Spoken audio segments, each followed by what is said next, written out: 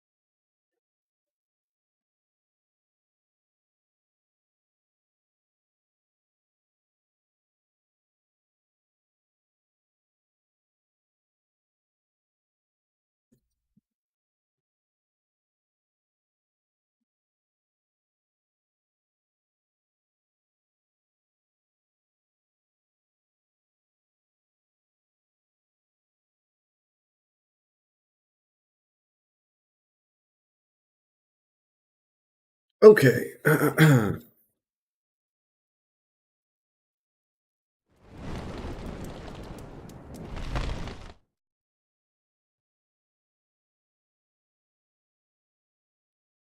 Oh boy.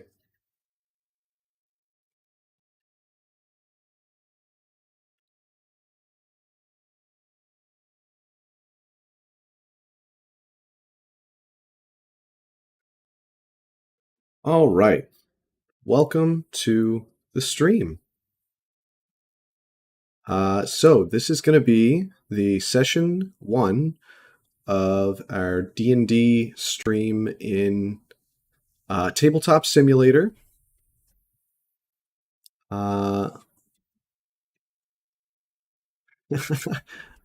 Still having a little bit of issue. Let me see. Let's just go ahead and get everybody in here. Oh, no.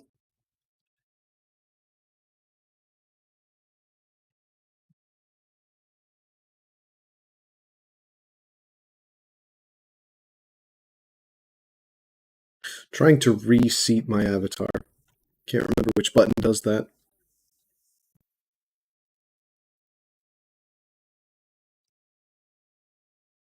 So let's just go ask Sheeny.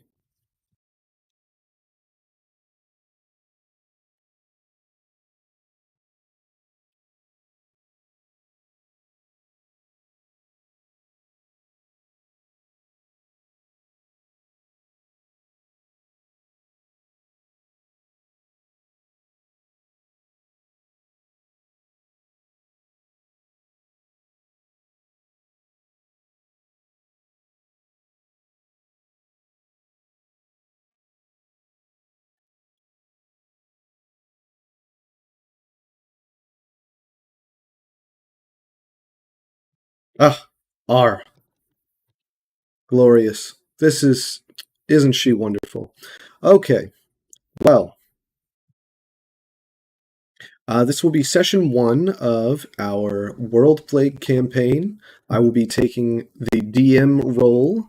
I have a few people who are going to be joining at another session, but narratively it makes sense with their characters. It just worked out. What is up? Is this Ska? No, you in fact are the bitch. Welcome in. All right, so uh, let me see here. Let's just go back and bring everyone in.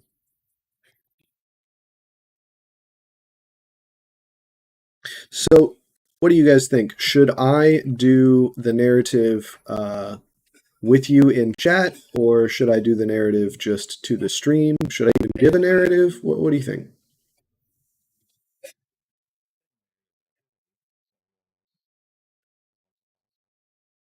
All right, yeah. Da, da, da.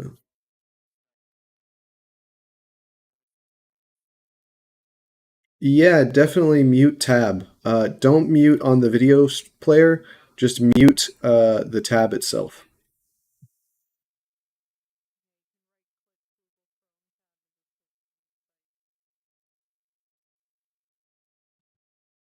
That way it still counts as a concurrent viewer for us.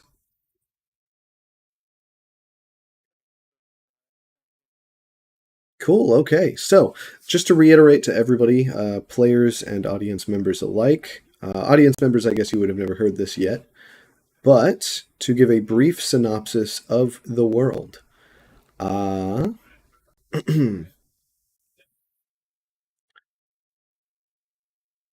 Zelbath is a plane that was once a high fantasy plane. Um, it was a world, typically what you might imagine as a viewer, what a high fantasy world would be like. Elves and uh, well, no elves specifically. Many various types of races, fantasy races, cohabiting together and coexisting. And over time, magic began to combine with industry, and society, civilization began to prosper, all under one great nation of Zelbath, which shared the name of the plane.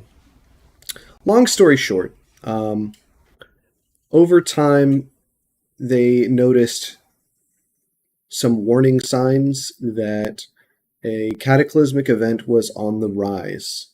They didn't quite understand exactly how cataclysmic it was going to be at first. It was all little things that seemed to be unrelated to each other, such as creatures slowly mutating little by little into, amorphous beings or versions of what they once were. Crop failure, magic spells occasionally fizzling, whereas they otherwise should cast normally. Conditions in the world just changed.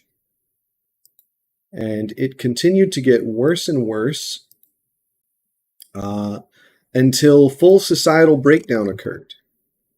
Whereas once Zelbath was a single great nation, cities and city-states broke down and defended what little territories they had and what resources they had shored up. Citizens turned on each other, and madness swept across the land like a disease.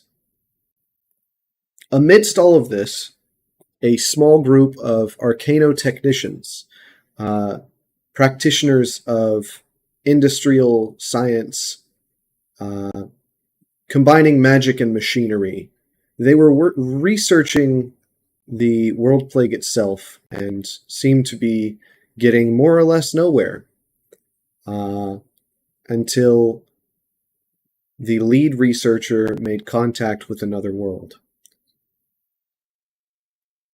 Through the course of about 2 to 3 years during this apocalyptic conditions, the researcher developed a portal and was able to open up a rift between the two worlds, and somewhere around about 300 people were saved and became refugees to the plane of Teldora.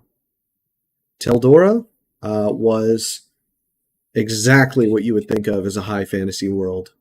Uh, Elves, humans, dwarves, dragonborn, all manner of fantasy races. It seemed a lot like what Zelbath once was, minus all the industry, and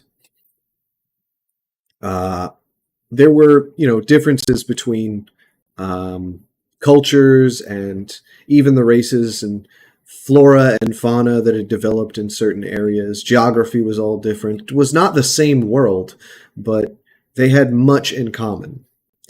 In exchange for the arcanotech that they could replicate, they were given a high status in the kingdom and refugee rights to stay in the kingdom of Teldora.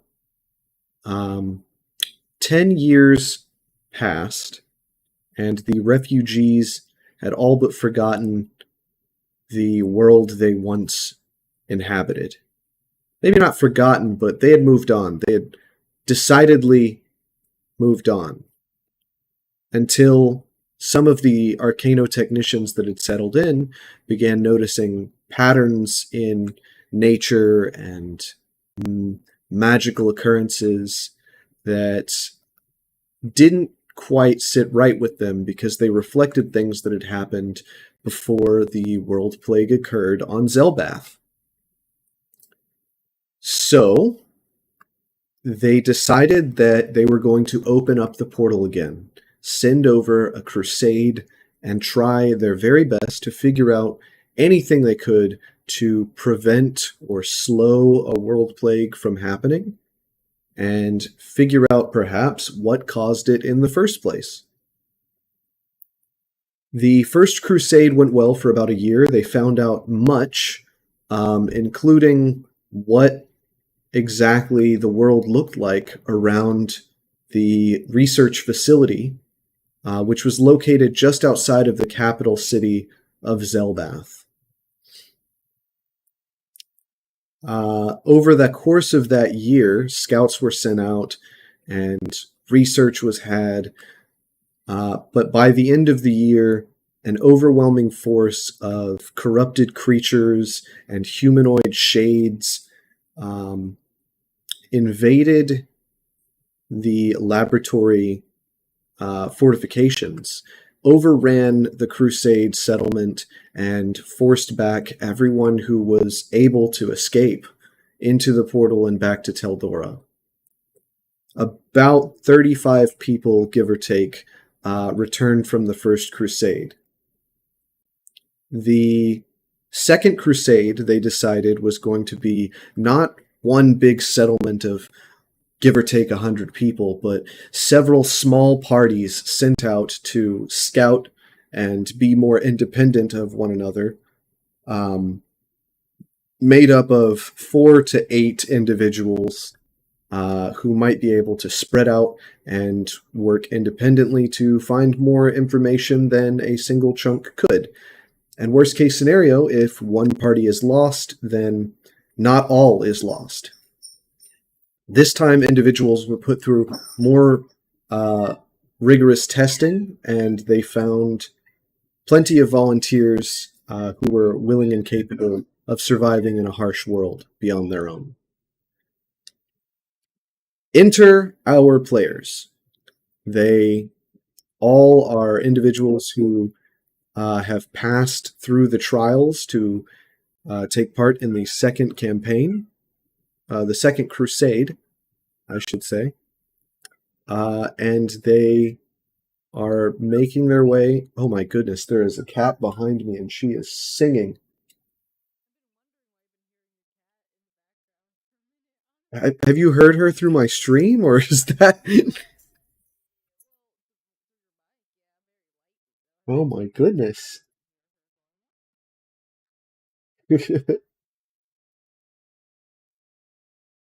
Anywho, so uh, let's go ahead and enter the players. Live scene here, switching over.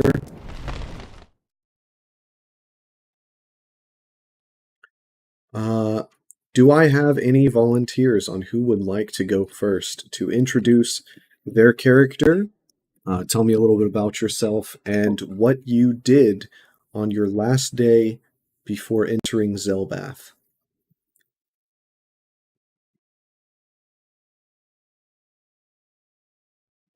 If I have not everybody all at once.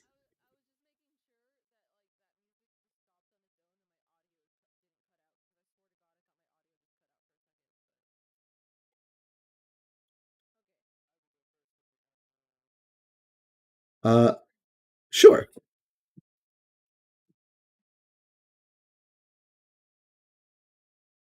Character's name is Titanite. They are a rock gnome. They are from Zelbath. And they are an artificer working specifically on magical implementations and arcana tech. And last day before their expedition was probably spent tinkering with their tools and making sure that everything was ready to go. Sounds good. All right. I also have a random player picker that will determine who goes next. Sheeny, that is going to be you. I knew I was gonna go next anyways, dude. Um, what was the last thing you said? Do we need to say the last thing we're doing and what we want to Yeah, do so the in question is just tell me a little bit about your character, who they are, and after you finish what we're with doing in that, Zelbath? after you finish with just who your character is and what their motivations might be, tell me a little bit about what they did on their last day before entering Zelbath. Well, my character's name is Ahsoka. They are a drunken master monk, with a we say demure operative background, but we kind of put a twist on it there. Um, Yeah, reflavored for the hey, campaign. yeah, Obviously, Demir is a reflavored for the Magic the campaign. Gathering faction, so I am a spy for a clan that infiltrated the Fighters Guild, and I genuinely enjoy just martial arts and fighting. If I can fight it, I'm there for it. So, I came to Zelbath actually with another group previously, and have been waiting around for the next group or waiting for my group to come back. I haven't seen them in days. So I'm not sure what's going on. Excuse me. We're exploring Kenyon named it earlier, I think.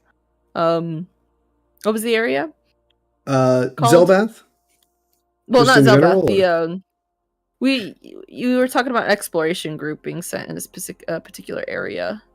But I guess that so doesn't really matter yet. yeah, But mainly I just want to know, even before that, on your last day in Teldora, before you entered this new apocalyptic world, what do you think is how they spent their time? Doesn't have to be their last day per se, but what do you think is the last thing they did to really prepare? getting drunk. Because that's True. my character is a drunken monk. That is how we prepare for everything. We have brewing supplies. Um, and so yeah, getting drunk and fighting somebody maybe at a local, well, I guess it's not a bar, it'd be a tavern in this world. Yeah, yeah, like a little brawl to really get you ready A for what's little coming. warm up there. I'm probably brawling like literally half the tavern if I'm being real with you, okay? Okay, I like that. I like that. All right, let's see. Random player picker. That is going to be Saucy. Hey, so I am playing a satyr phantom named Tepik. He is an orphan who has been orphaned pretty much since birth, and most likely spent his last day preparing to sneak into the exam so that he could go to the new world for a better opportunity and to escape some demons from his life in Taldor. Yeah, probably laying low. Like I doubt you said if I recall, this is the type of person who doesn't have a whole lot of people to say goodbye to. Yes, very Gotcha. lonely person because of how he grew up. And due to the circumstances, sounded like it was a pretty uh dip in sneakily type situation. Yes, Okay. definitely not straight and narrow getting through that one. Cool that. All right, let's see. Does it give me Dragon or Randy? Hmm? No. Oh. All right, it's Randy. Alright. My character's name is Corin Underboard. I am a Dragonborn Paladin.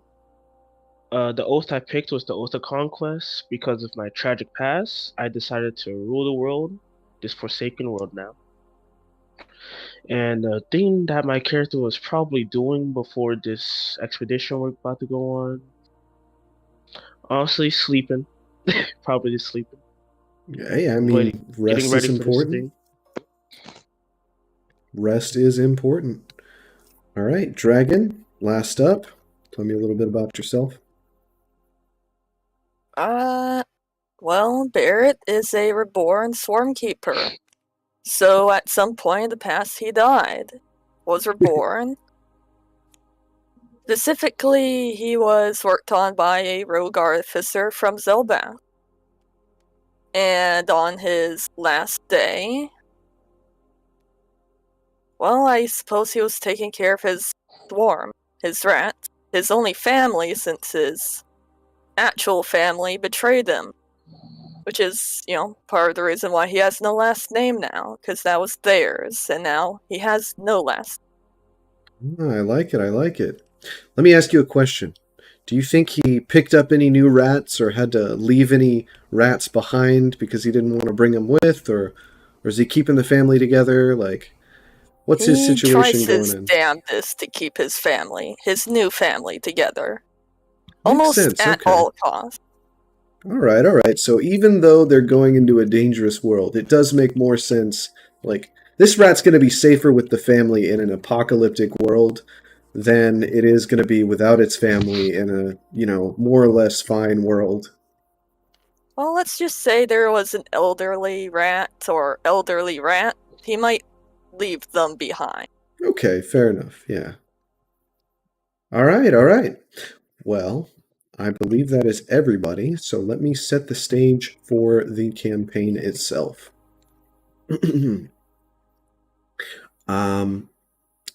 Each of you are grouped together in a large dining hall. You've waited approximately 1 week to be the second group to enter the portal. You are housed in a lavish dining hall in the kingdom of Teldora. You've been spoken to by diplomats from the kingdom, the royalty, the captain of the guard, and many of the arcanotechnicians who have set up the trials and the portal itself. The last meal that you have is probably one of the finest meals that you've ever had, and you try not to think about how it may be the finest meal you ever will.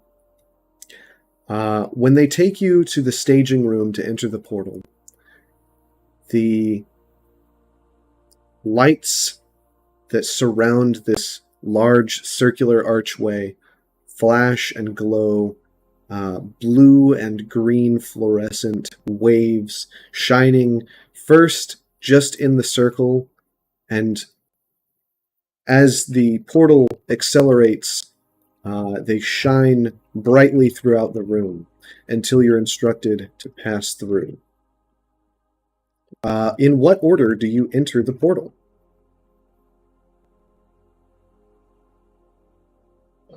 I'll have to first. Yes. That kind of makes sense as a paladin of conquest. So the Dragonborn steps before you. Your name one more time was Corin? Corin, yes. As the researchers, ask who's going to take the first step, the Dragonborn steps forth in front of the rest of you, the other three, and sets out, turns, or do you think you'd even look back? Probably not. Probably no, not. Bravely steps, firm-footed, through the portal and disappears. Who do you think goes next? I know Titanite would be eager to get back to his home plane. Sounds about right. Let me ask you He would this. go next. Your Steel Defender, does it be out all the time, or is it something summoned, or? No, it exists all the time. It is like an assistant. It can't just be summoned. If it's broken, it needs to be repaired. It doesn't have a Pokemon style thing. Same with the homunculus. Though the homunculus a lot less. All right. You step through the portal alongside your Steel Defender and disappear before the eyes of the others. Who goes next? I think I would try and go somewhere in the middle. I figured. As conspicuous as possible. Yeah. And I imagine you're like, you've watched two people go through it already. You didn't hear any screams or anything, and you don't want to be the last one, so you kind of just, all right, dip your head down and just probably fast walk towards that portal.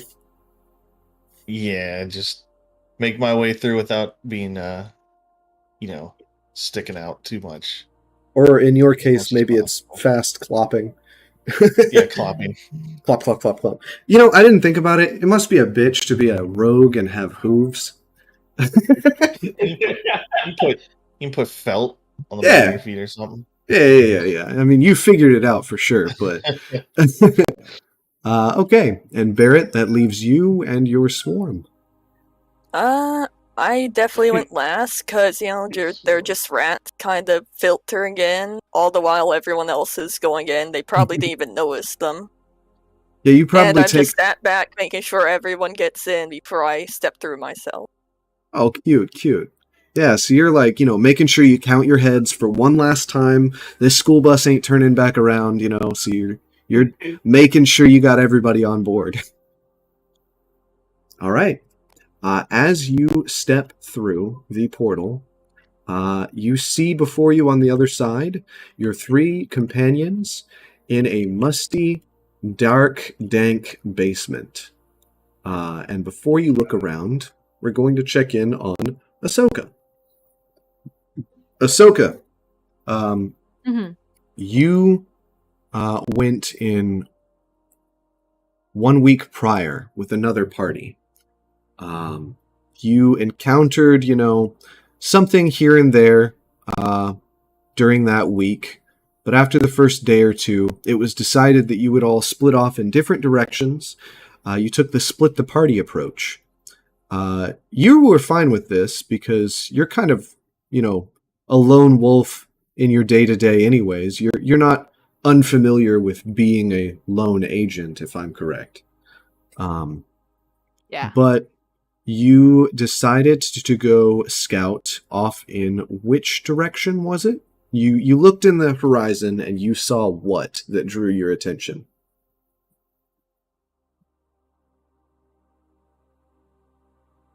Are you talking about in Zelbath? Yeah. Yeah, what did you decide to go and scout out whenever everybody split up? Do we have a map posted in this channel? No, we don't. Dang, we used to have I know I have a map of it, but I want to say it was towards the was it an icy part or something with like, I don't think it was icy. Maybe it was just a bunch of arcane stones or whatever you would call that. I believe you had talked about wanting to go towards the capital. I can post the map. Yeah. But that's right. We said that earlier today. You could just so see the capital. the defining feature of the capital is that through the dense fog that covers more or less the entire world as you look around, you can clearly see for miles and miles the gigantic tree that lies in the center of the capital city of Zelbath. The capital city lies roughly 3-4 miles away from the outskirts research station where the portal is held and where you all arrived. So looking up, you decided to head towards the capital. We can get into it later a little bit, what you found out, but for more or less, you snuck past a few encounters. You didn't get all the way into the city before you had to turn around. And the closer you got to the city itself, the denser and denser the fog got until visibility was just too low for you to deem it worthy to continue. So you turned around, you headed back to base camp where the portal was, and you waited. And your team never reconvened. So, it took you about 2 days to scout in that direction, and 2 days to return. You've been waiting for about 2 days now, and others have arrived. Do you think you would have stayed within the walls of the fortifications around the portal? Or would you have set up, somewhere slightly far away from the portal? Where do you think Ahsoka would have decided to lay their head for a few days? Well, I remember talking about the buildings being, like we were all just in a building each because they're all abandoned essentially. So I guess I just imagine that setup is still there from the previous group. Yes, yeah. So the laboratory facility was not the sole construction within the area, the immediate area. There was a small group of houses that were off in this direction. Mhm. So mainly you would have been staying over there. Do you think Ahsoka would have had any reason to check back to the portal, or do you think you're still over that way? Let's say it's, Probably early morning. Probably after a few days decides to, check back in there, knowing that groups get sent. Ahsoka would know that, right? That groups get Yeah, sent you would know that periodically. there's a group going to be on the way every 1 to 2 weeks. They didn't give you exact schedules or anything, but Yeah, so you figured after a few days you would go check in with the portal. yeah, you could infer that somebody would be coming. Do you think that you'd want to group up with those people intentionally, or? I guess I would. I mean, I passed the exam, or what do we call it here? The test, The trials, exam? yeah. Same thing. Trial. With everyone else, so I'm just gonna join this group as well and see what happens. Okay, yeah, makes sense to me. This is clearly not a trial to do alone. So,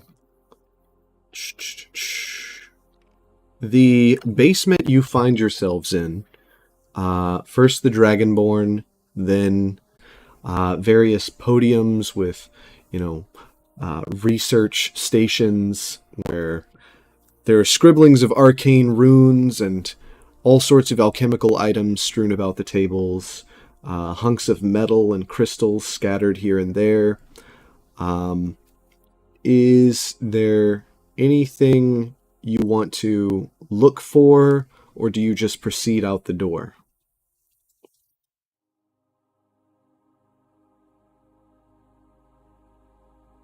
Let's start with the I'd like to- Dragonborn. I was gonna say you can have them roll as well, I'm going to start with the Dragonborn. or just who came first. You said. Do you right? think? Yeah, order. Do you think you would wait around for the others in the basement, or do you think your first action would be to go outside? What do you think your first action would be upon entering this dark basement? I would probably exit the basement. Okay. Try to at least get some pressure, and then wait for the others. Yeah, so as you exit the basement, there's a stairwell at the back of the room that leads up to the, I guess, main floor of the research facility. Portal obviously is in the basement, but on the upper floor, the door seems to have been left open, allowing in a small portion of light. There's... Here, let me go ahead and draw. Why not? Wait.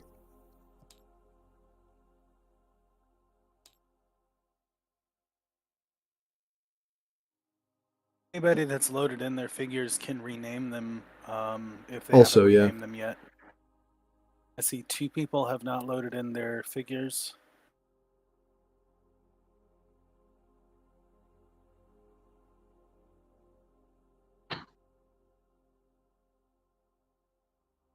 Yeah, I'm gonna use Hero Forge later. I didn't have a chance before today. I was busy making cookies for fundraising.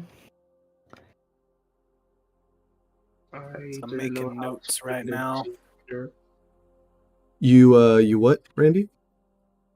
I didn't know how to bring in my figure into Hero Forge. I just used this one. It does cost money. I can give you a figurine.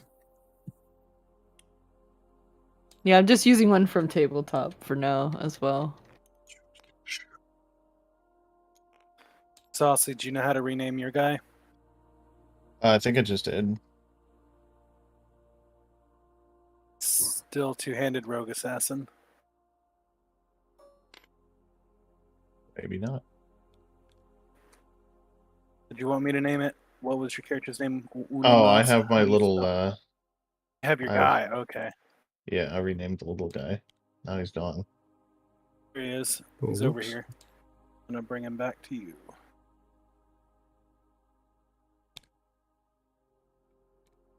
The rat swarm. There you go. All right. Let me go ahead and bring the lights up.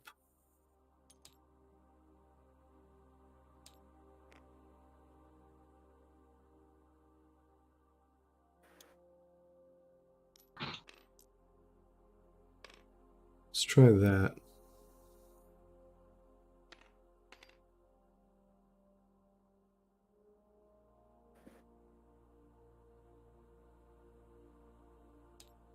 Nope, too green. Hold on. Very green. Too intense. Much better. Okay. So this is the second floor, the primary floor, I suppose I should say.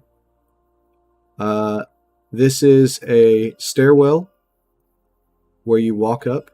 There's a locker here, several podiums, and a room that has flickering lights coming out of it. This is what you presume to be the front door, Okay. as light is coming Ready. through. You said this is the room has the front door in it? Or is Yes, this? this is the upstairs. I'm going to go ahead and draw the Yes. downstairs now. Andy, did you have your character name? Oh yeah.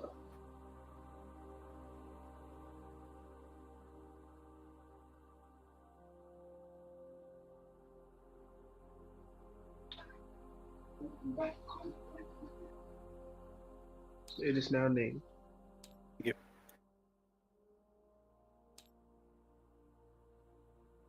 And one last thing I wanted to check with you, Kenyon. Mhm. Were Dragonborn in Elbath?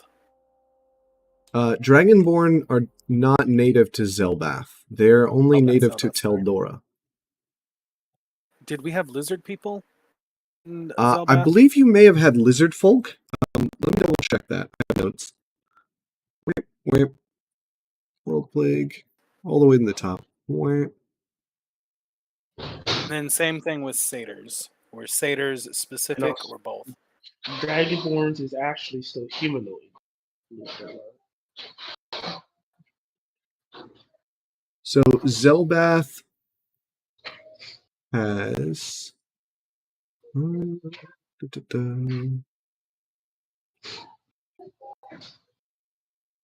No.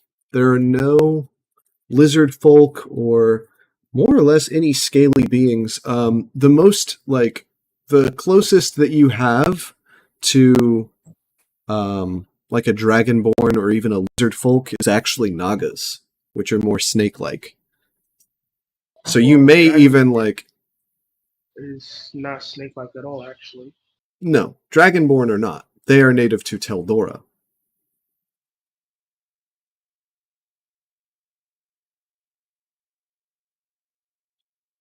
Anywho, let's see here.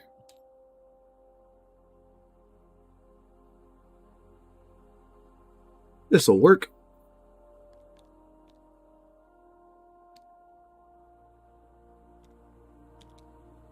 That a bit smaller.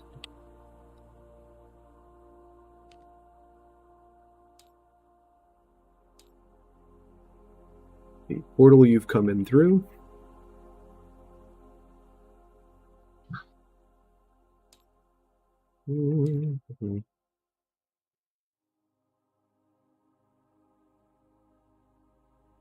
Next up was the rock gnome. You come in at about the time that the Dragonborn has gone upstairs. So you don't see him around. You can presume that he made it through. You know, maybe you hear creaking of the floorboards up there. You recognize the facility itself. It is in a tattered state from the last time that you were here. It has been over A decade, hasn't it? You didn't participate in the First Crusade, did you? I did not. Yes. So it has been well over a decade since you've entered the facility, and for the last year, roughly, people lived here. And towards the end of that year, and for the last month or so, it's been abandoned yet again. So you can imagine how, if you had even left something behind in a hole somewhere, it's likely been overturned by now. What is the first thing that you think you might do? Okay, do you want me to move my figures in there or no? Yeah, you might as well. I'm still looking for some assets, but let me just draw some rudimentary lines. Research stations, some lockers, some pedestals throughout the room.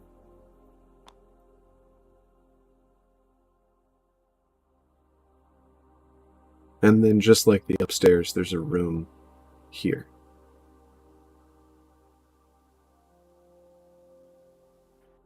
First off, he'd probably have been stealing himself for returning to the world. It's been a decade.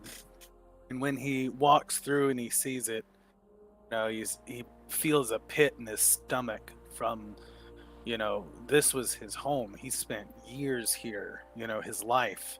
So many memories of people that are probably dead.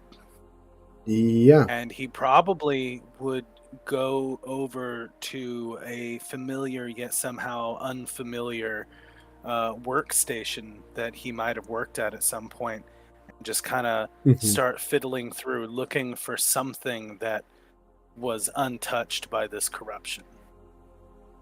He'd probably be like, say, "Hey, God." Go ahead and roll me a d20. I'll give you advantage because you've been here before. And then give me the result of that roll while the rogue enters. Is this an investigate? Yes. Okay. So that was with advantage 11 plus.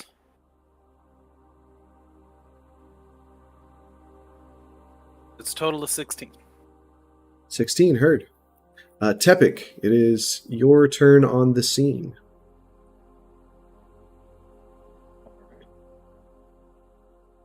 I would most likely walk in close behind the gnome. Okay. In front of me. Seeing that the first guy's okay and he's okay, I'd want to stay in case something happened. I would want to be protected. Okay. You kind of just mainly sticking with them, making sure the group stays together? Yeah, I'm just going to walk in. I'm going to stay close by, but not, I'm going to just look around on my own, but I'm not necessarily just going to be right next to them the whole time.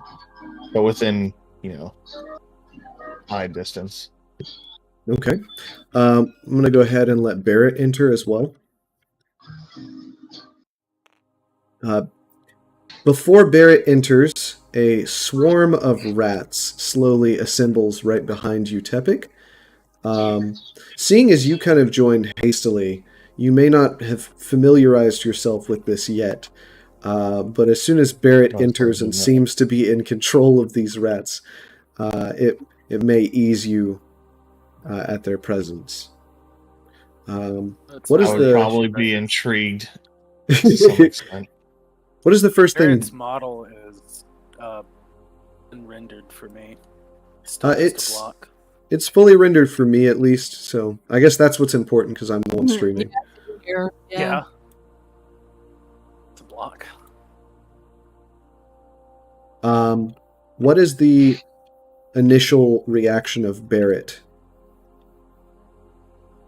You cut out for a moment. My initial reaction to what? Entering here? Yeah, just what is Barrett's first inclination of what they might do?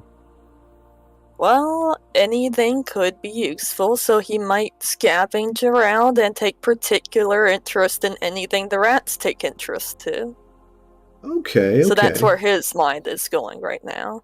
He doesn't care so much for any of the people around here.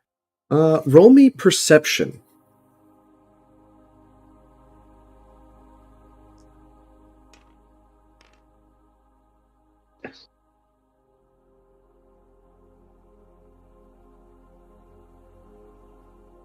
And what is your result?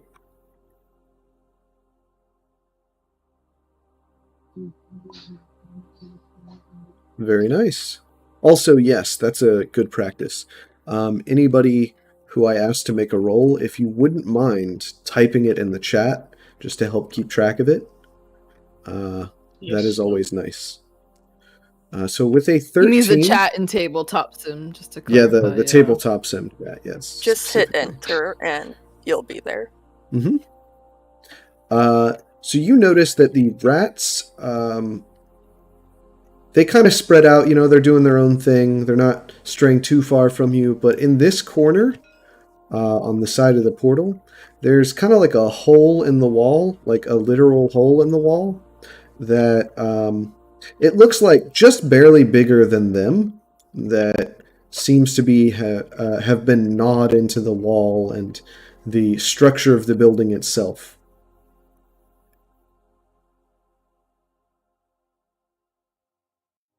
So, I suppose I take a peek at myself. I kneel down, see if there's anything obvious.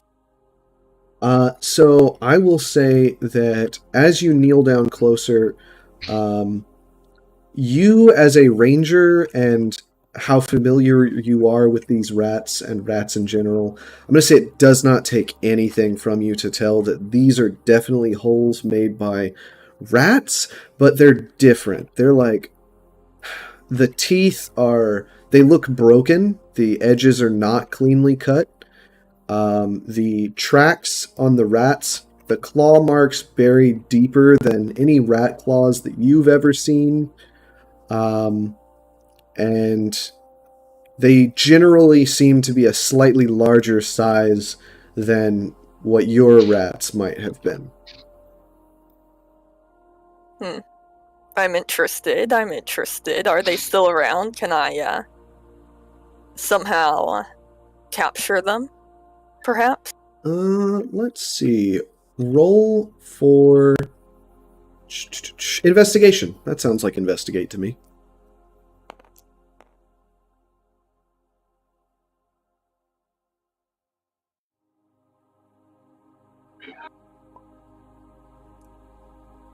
With an 11, I will say you hear some... It's not like squeaking like a regular rat. It's kind of like small screeches. And beyond that, you're not able to quite tell where they come from, but you detect that there are some of these creatures within the building.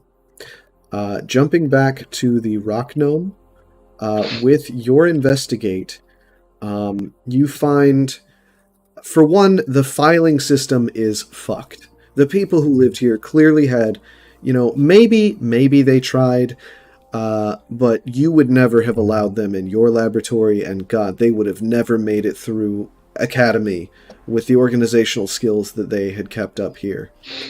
Oh my God, is this the Dewey Decimal System? But beyond that, you do manage to find, tucked away somewhere that, somebody maybe thought that this was just garbage. You find a small ambient siphon. And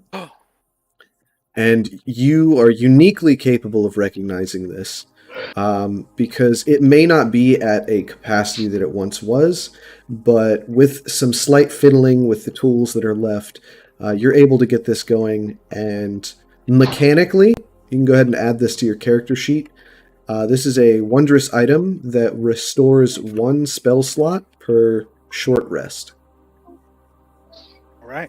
1 first level spell slot, specifically. Yeah. That's kind of important. I don't have any higher yet, because artificers only go up to 4. Repeat that one more time for me so I can type it in. I'm sorry. Oh, it's a ambient siphon. It restores Ambient 1 siphon. Okay. first level spell slot per short rest.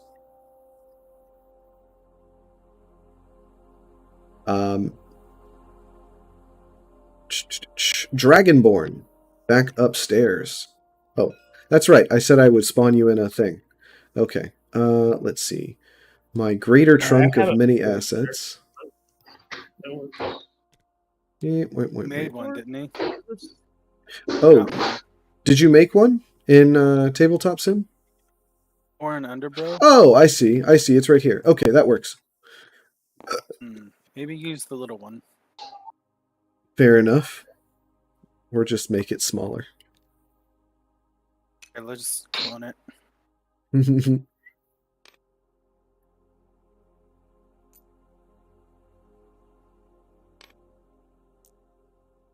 Okay, so you've come up the stairs, and you said you were going to go do what now? Outside. Oh, straight outside? Yeah. All right. As you exit the building... Oh, you are not on the roof. It won't, for some reason, it won't let me put you any closer to the door. But as you exit the building, you look around and you notice total carnage. You see makeshift ramparts that were thrown together in what you presume to have been the First Crusade. You see corpses and remains scattered everywhere, having been decayed for, a month or so now. These are people who were part of the First Crusade who were not able to make it back during the overwhelming force invasion. Other than that, you see a few other buildings and towers above the ramparts. Over the horizon of the gates themselves and the walls, you see mostly forest around. Off in... let me draw a compass real quick. Wait. Compass rose. Wait.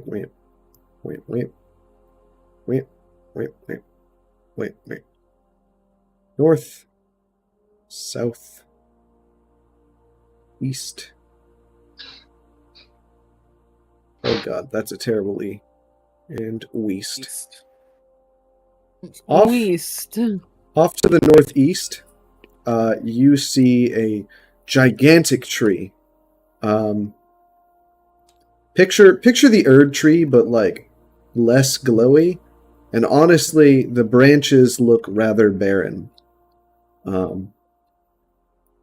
So the bark itself is a very ashen gray, but relatively the same size as the Erd tree in Elden Ring, if you want to use that as a reference point. That is the first thing that takes, your sights. But other than that, it's mostly just woods around unless you go take a look outside. You also notice that there's a dense green tint to the world, and just a light fog kind of everywhere. The humidity level is much higher on this plane, apparently. Your lizard skin may appreciate. I do not have lizard skin. Your lizard-like dragon skin. By That is a good the way? What color question. Dragonborn are you, by the way? Huh? What color Dragonborn are you, by the way? What's your breath weapon? What's that? Silver metallic. Metallic silver dragon. And what was the element that is accompanied with silver dragons again? I believe it was ice. Ice. The cold breath. One more time. Cold line, I think, not cone. Oh, interesting. Oh, very neat. Because, there's different kinds, I guess. There's a lot to it. Yes, different dragons are very The different. silver one is actually a humanoid that's basically just a regular human. That's what they look like, at least. But they got the blood of the ancient dragons. Right. And I thought it was pretty interesting. Ahsoka, it's about this time that you have made your way probably to this gate, unless you want to like scale the wall or something. But you would be coming from this direction and entering here. What is it that you think that Ahsoka I mean, I guess would I do? could. Oh god. Oh no.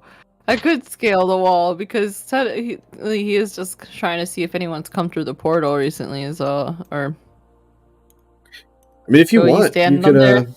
Yeah. wait. Okay, hold on. Everyone's trying to move it. Eh. So it's funny that you chose this exact spot. Oh no. Make It's funny. That's not a good thing to hear your DM say. make a perception check. Why not? Oh no. Oh no. Alright, hold on. Let me just go. Liz, dodge.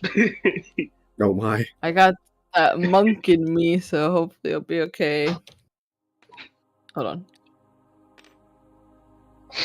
19. Oh, very nice. You notice at your feet is a dead companion from the first party. Whoa! Which one is it? So remember that this is not like technically the first campaign is non-canonical. We've played this campaign before. This I know, is kind but of a it'd just be revamp. funny. If I Who had is to it? choose, I would say. I'm sure Neoplastoma would appreciate being brought back. Was he in that campaign? I think he was. What was it? A druid? We had so many people in that campaign. Honestly. I don't even know. But I will say it is your druid companion from the first party that entered the portal over to Zelbath. You find their Alright. dead corpse sitting atop this tower.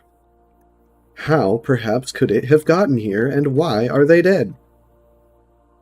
I want to do an investigation to see if I can, like, just to look at the obvious and how they died or anything like that. Maybe see if they have anything on them. I guess at this point, they're not going to be used yet. I'll give you a couple options. If you want to check out the status of the body, and maybe investigate any wounds they have, I'm going to have you make a medicine check. If you want to investigate the area around the body and, you know, the fort itself, that would be more of an investigation. Which would you like to do? For a investigation? Okay, yeah, go ahead and roll me investigate.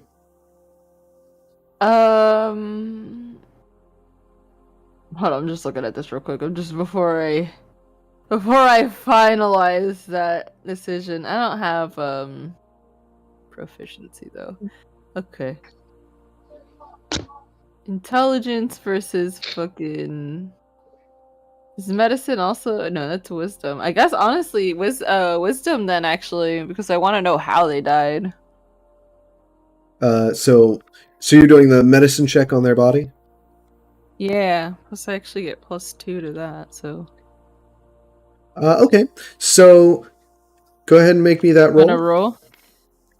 Pressing R on it is the right thing, right? Or am I just picking it up? Usually I click R like 3 times on the dice. That's enough to make it jump around. Oh, I see. Okay. Let's just go with 11. Sure. +2, so 13. You notice that there's a lot of blood coming from their torso and neck area. You're not quite able to identify exactly what kind of incisions would have made this type of wound, but you do know that they bled out and kind of tried to make their way to safety up top here, but they, once they got here, you know, succumbed to their wounds. I'm going to go back to Saucy and just the 3 in the basement. Tell me what you are thinking of doing now. By nature, I would look around thoroughly. I'd want to know where I am, kind of thing, before I would continue upstairs, but also stay within eye distance of the people I went through the portal with. Okay, so make me an investigation check.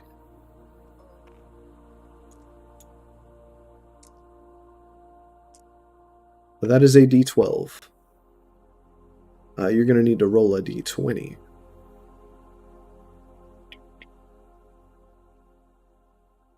There we go. That's the one I was looking for. Epic but bigger. Yes. We can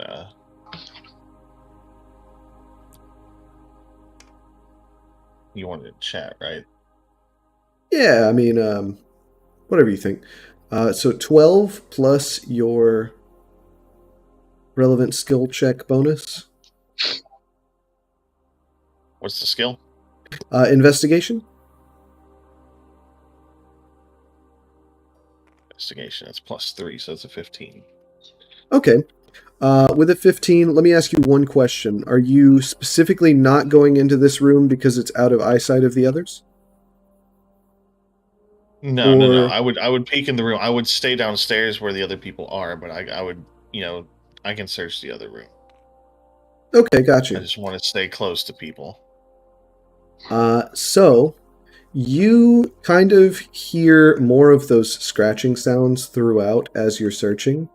I'm gonna say you do find it's like a small orb that seems to, like, you're looking in this desk here, we'll say, and something, you think that you've caused it to fall out of the desk, but in reality, after a moment, you notice that it actually rolled out of the desk into you. Not like violently or fast or anything. It's just a small orb, like a glass orb. And once it bumps into your foot, it blinks on like a light bulb. And you maybe think nothing of it for a moment until you decide to like walk off towards this room, and it follows you. It is a drift globe, is what it's called. The drift globe is an object that it stays within 15 feet of you. You don't have to command it, but it will follow you. And it sheds 60 feet of light in all directions around you, around it. So effectively, you've brightened up this dark basement. And with the drift globe accompanying you, you kind of enter over to this room. And this is mostly, it seemed like, where they kept provisions. And there's like a janitor's closet of things here. Going through, you notice some rations that were maybe left behind by the Crusade themselves. But that squeaking gets louder and louder as you enter the room. And you see emerge from... Oh, hold on. Spawning things in.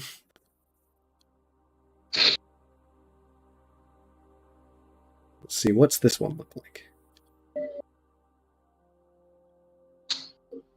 So just to be clear, are we in the basement of this center building? Yes, the largest building. Okay.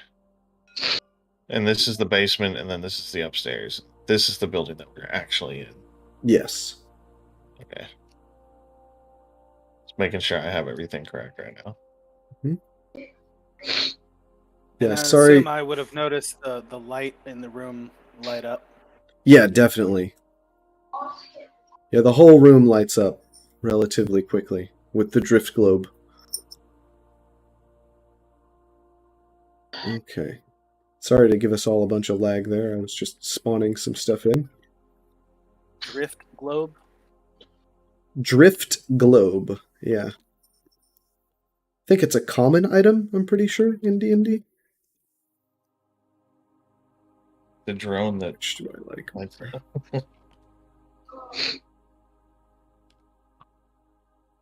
So I think... So would my character know what this is? Or is this just a strange thing to me? The drift globe? I mean, yes. It's kind of just a strange thing. It's an orb that seems to be very slowly following you. Um, Here, hold on. Actually, as a matter of fact, wait. Components.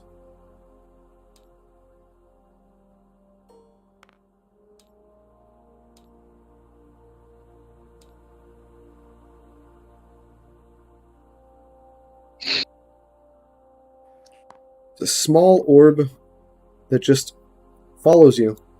Keeps about 5 feet of distance if it can help it. But if you were to go faster, it would keep up to 15 feet and spreads light in 60 feet in all directions. Yeah, it just seems to be benignly following you.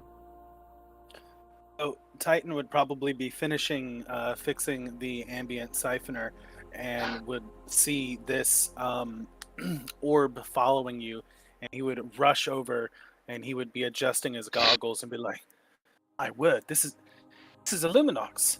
This is a low-level resonation system for primary focus of non-harmful radiant effect. Hands-free tactical implementation as well." Oh, shit, that's good. Wow. Probably look at you funny and tell you you can Called have him- it if you want it. No, I'm a rock gnome. I can see better without the light, actually. It's about that This is time. an ambient siphoner. So then he'll just kind of start spilling jargon at you kind of excitedly, but then you don't make any sense of it. So yeah, looking at the drift globe and like trying to spew jargon at you, he would. Tepik, you see this rat swarm approaching, and he's just spewing off information. You can go ahead and roll initiative now. A rat swarm has spawned there. All of us. Yes, everyone. Except me? Question Nope, mark? you guys can go ahead and roll for me too. The Even though I'm Dragonborn in a as well. different spot? Oh yeah. Trust me. He has something planned. Ian, I want you to come look at this. Ooh. Where the fuck are you at? Where- Holy shit, I got a 17. Hey. Wait, what? I pressed enter and it was like, type it in the search bar on your computer. I'm like, no. Damn. Oh, never mind. I found it.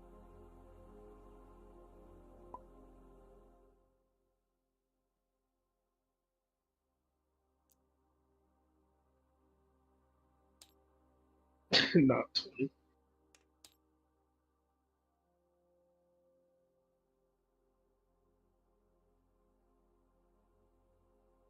So I see Liz is definitely going first for what I'm about to do.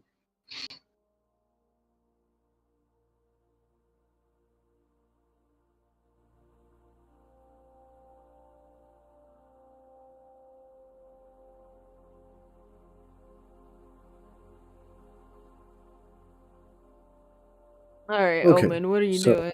Is that everybody's in the chat? Yep. Okay, I got everybody. All right.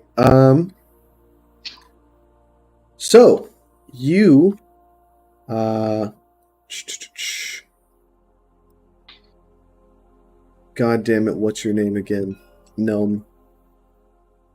Titan. Titanite. That's right. You can just call him Titan for short. 'cause he's Titan. You see you see Tepik just like not really paying attention to what you're saying, and you're used to it, but it seems like they're very intent on there's something coming this way. And so you get the gist, and you hear the rat swarm. You don't see it from the exact angle you're at, but instinctively you know that there's something in that direction.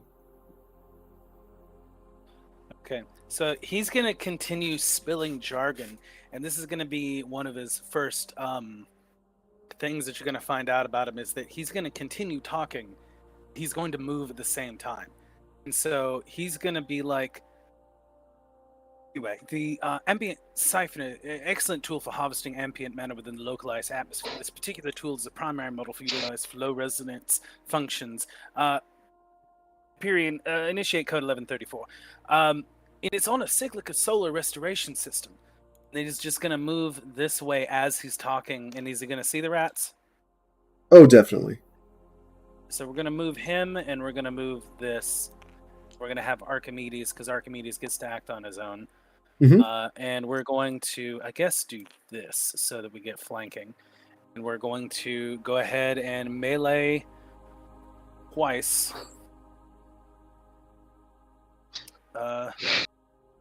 First melee is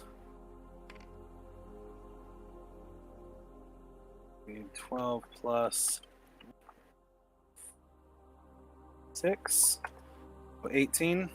Yeah, 18 definitely hits. Roll damage. Okay, and then just roll arc. Well, it's a. Okay, it's even more than that because then the boyo. It's a 15 plus 5, so it's going to be a 20. If you want, I can type that into the chat or no. No, that's fine. I mean, I get it. Okay, and let's see. Damage will be. Okay,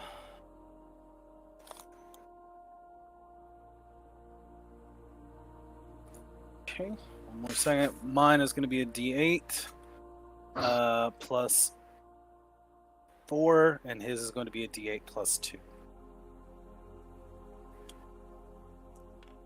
All right. Damage taken. One. That's going to be 6 and 5. And then Archimedes is going to do a little blast with his arcane thing. And it's going to miss entirely because, as we know on this channel, Archimedes is useless.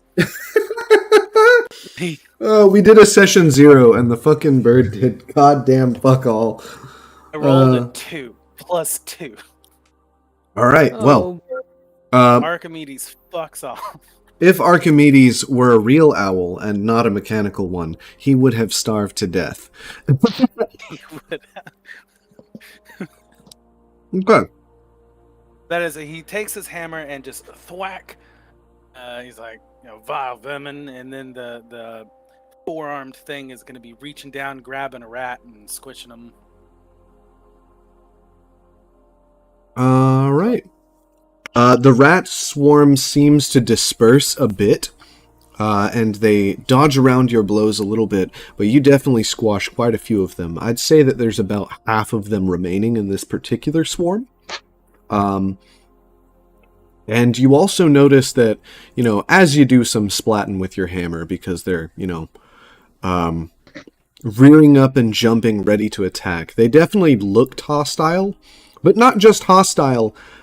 They have multiple eyes growing out of their backs, limbs and claws where claws and limbs should not be. Several have teeth upon the ends of their tails, and their fur is all but rotted off. These rats do not look like they are rats anymore. Oh no. Barrett, it's not quite your turn yet, but you definitely notice similar as well. They're not necessarily looking at you either. They're kind of looking more at your rats. But like I said, not your turn quite yet. They don't get to go yet either. Sheeny, you are perched up high. So it is convenient that you go first, because you are going to notice that shambling about in the midst of the compartment, in the midst of the ramparts are several moving creatures that do not look like they should be moving. Oh, several. Okay, you're putting more in. I was like, I only see the one. Okay. Yeah, you definitely see this one and this one. This one kind of moves in this direction, and this one moves as if it's coming around the building, but doesn't actually get anywhere just yet. it is now your turn. You see these creatures. What exactly do you plan on doing? I don't know that another group is here yet, correct? Correct, you haven't quite seen them yet. Pickleman, welcome to the chat. We're doing a D&D campaign. Welcome in, thanks for tuning in, thanks for coming. Sorry, one more time. I don't... Huh? I accidentally deafened and muted when I meant to just mute. No, you're fine. I didn't say anything. Yeah, I'm still trying to make a decision, I guess. Or, Heard that. because I don't want to go for the center building if I don't know that. Mm-hmm. But, what do I know from just looking at them right now? Like, before doing an investigation or anything like that, just from looking at them. You've been in here for about a week. You get the indication. You can probably draw the conclusion. These are zombies. These are things that come from the fog. You've been warned several times about all of this, and you might even be able to infer now, upon seeing them, that they might be what ended your druidly friend, who lies dead where you are now. I'm gonna throw a card, one of my knife cards, at this one. Mm-hmm. It should reach, because, let's see, like 5, 10, 15, 20, 30, 40, yeah, it's only like 40 feet or something like that. That's 60 feet. Yeah, I just want to try attacking it, just literally just going for... are my cards sharp enough? Like, if it's an undead thing, you think I can cut its head off? Throw it with enough force? If you threw it with enough force and did enough damage, then, yes. Okay, alright, that's what I'm going for. I'm gonna roll to, we'll see what happens. We're gonna see what happens. Heard that. Alright, no, let me zoom in. I'm gonna make my dice bigger so I could actually see it, because I'm old and blind. Hey, a 14. Alright. A 14 will definitely hit. Go ahead and roll damage for me. I think it's a D4. I just went away. Yep, D4. I like how every time I go back to my side of the table, the music stops.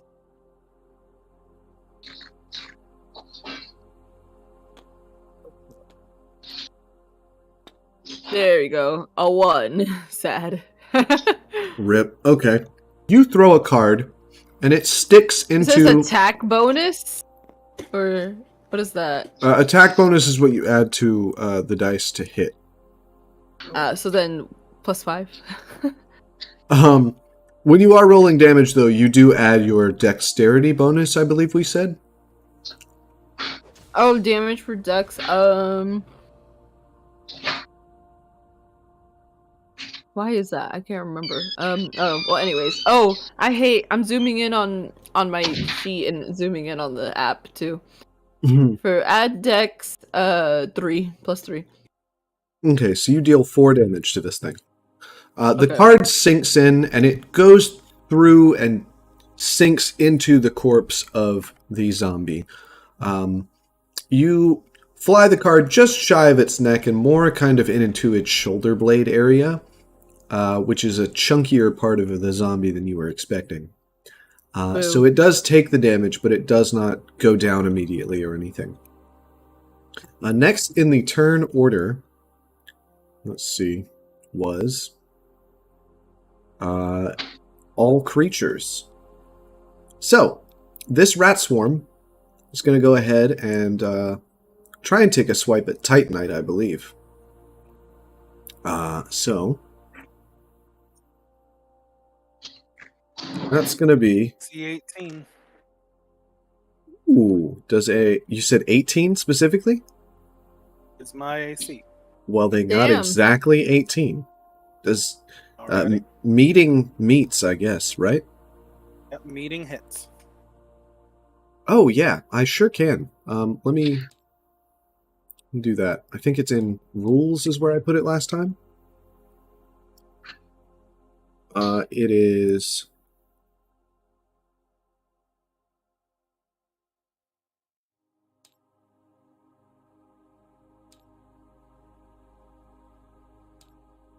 Is that where it was?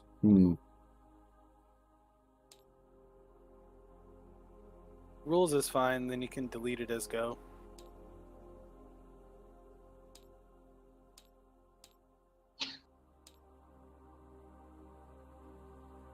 Oh, I see. Maybe it's here? PETA.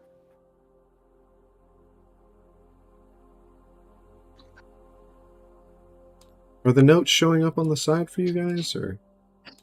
Yeah, they are. You have to just hit notebook if it's not. Why does mine just say SD?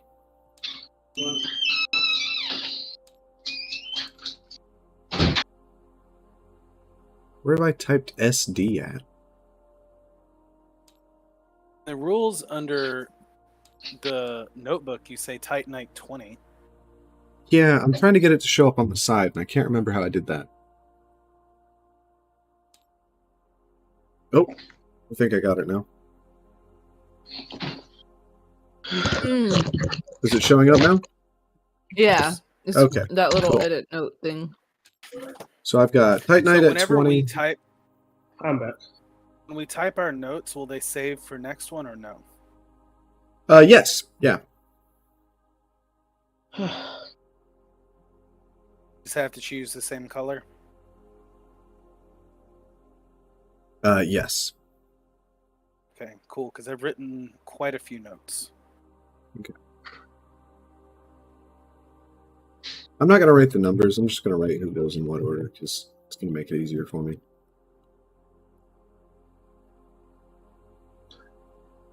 Next was...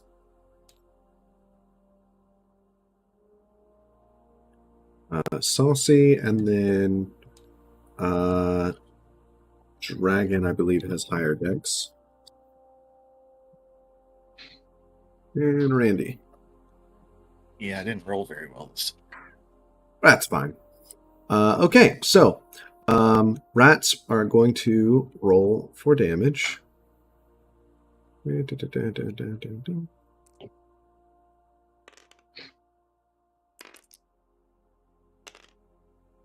rats deal 3 damage to Titanite. Could make me a Constitution saving throw. In the meantime, these rats are gonna... Barrett, is your rat swarm something that I can physically attack? Actually, I am going to impose disadvantage. Forgot my Steel Defender has the use its reaction to impose disadvantage. All right, I'll allow it. Let's see. I feel Ooh. bad. I forgot about that. So the rats go to leap at you, and the Steel Defender kind of just like sidearms them, and they end up not getting to deal damage to you. Dragon, what was that you said?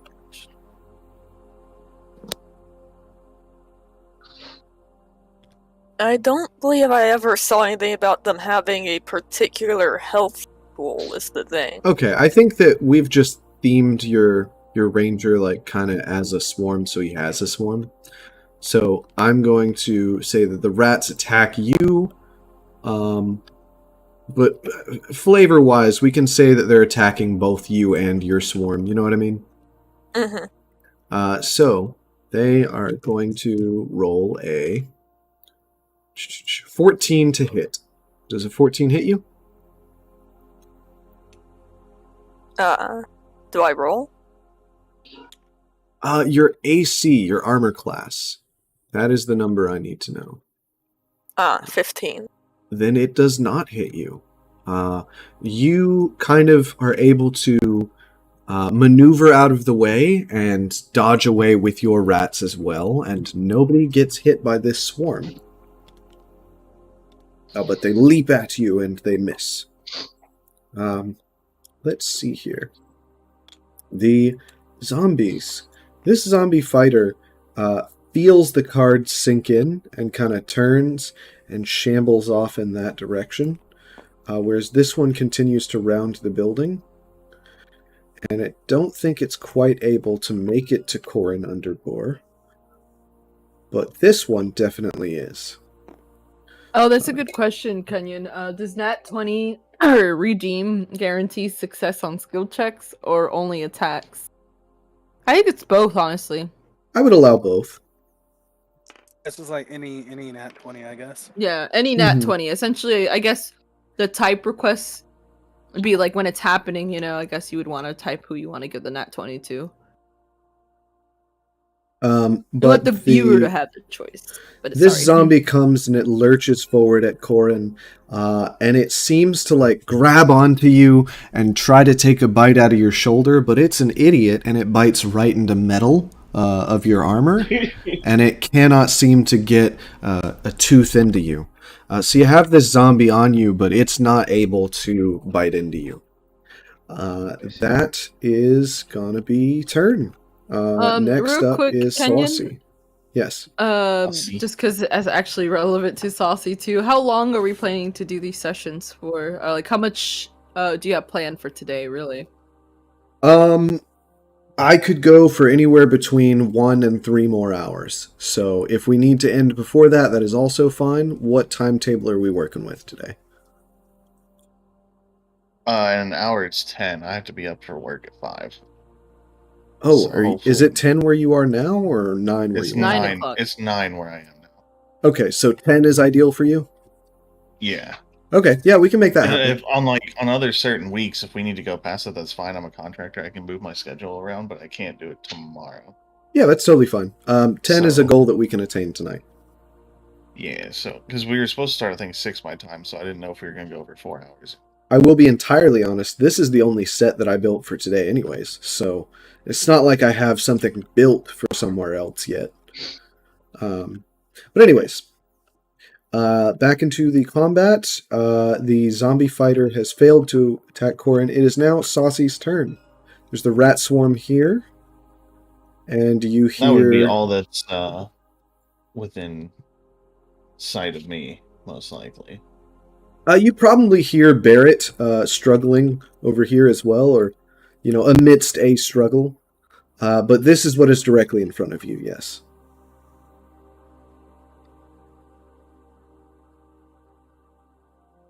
You said half of this swarm's dead already, correct? Yeah, it's looking about halfway thinned out.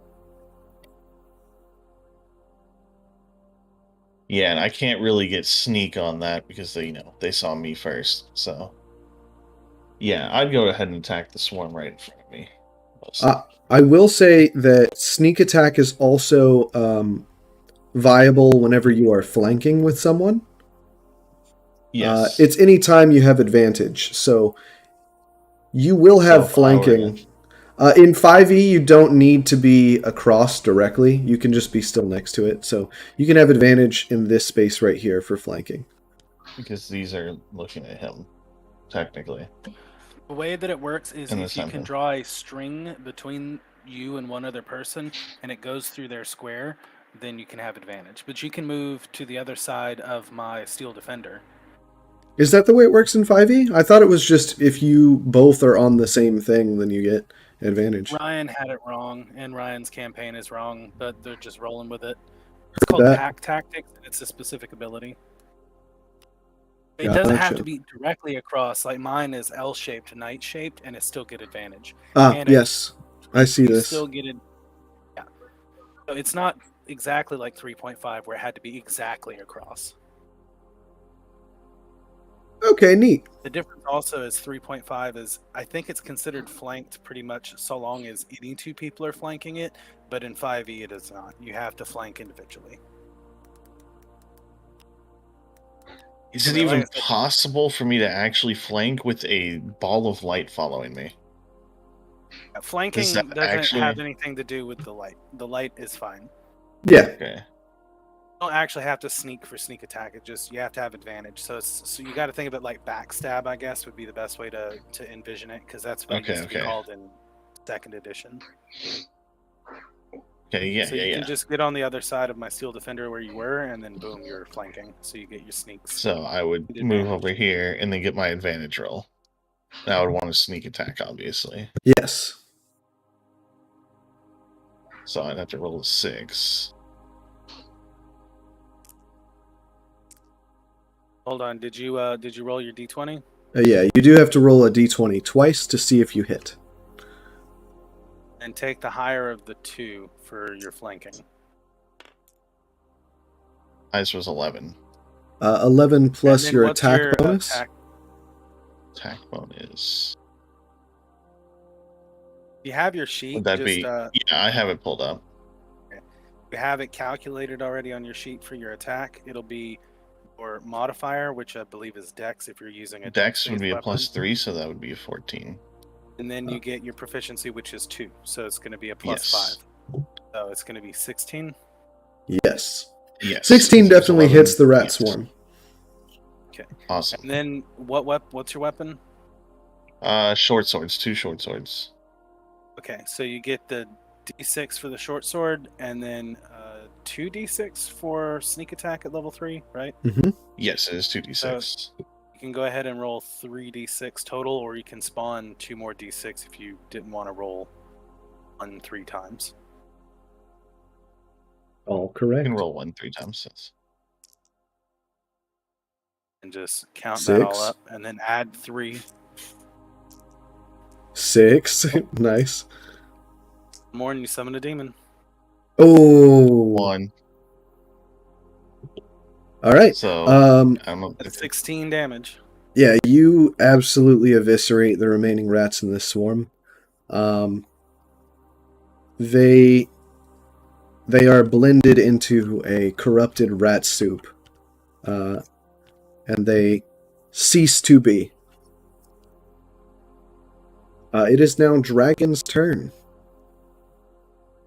Well, I start off, I move my max distance away from them, which is 30. Okay. Are you disengaging? I will say... No, I'm just moving back to attack with my crossbow. They get an attack of opportunity if you do. But also, before I do that, I would like to cast a spell, Animal Friendship, on one of them. And on that one, if it, how do I tell if it worked? Okay, so Did you a do few your- things. A few things. First thing is, what is the casting time of Animal Friendship? 1 action. Okay.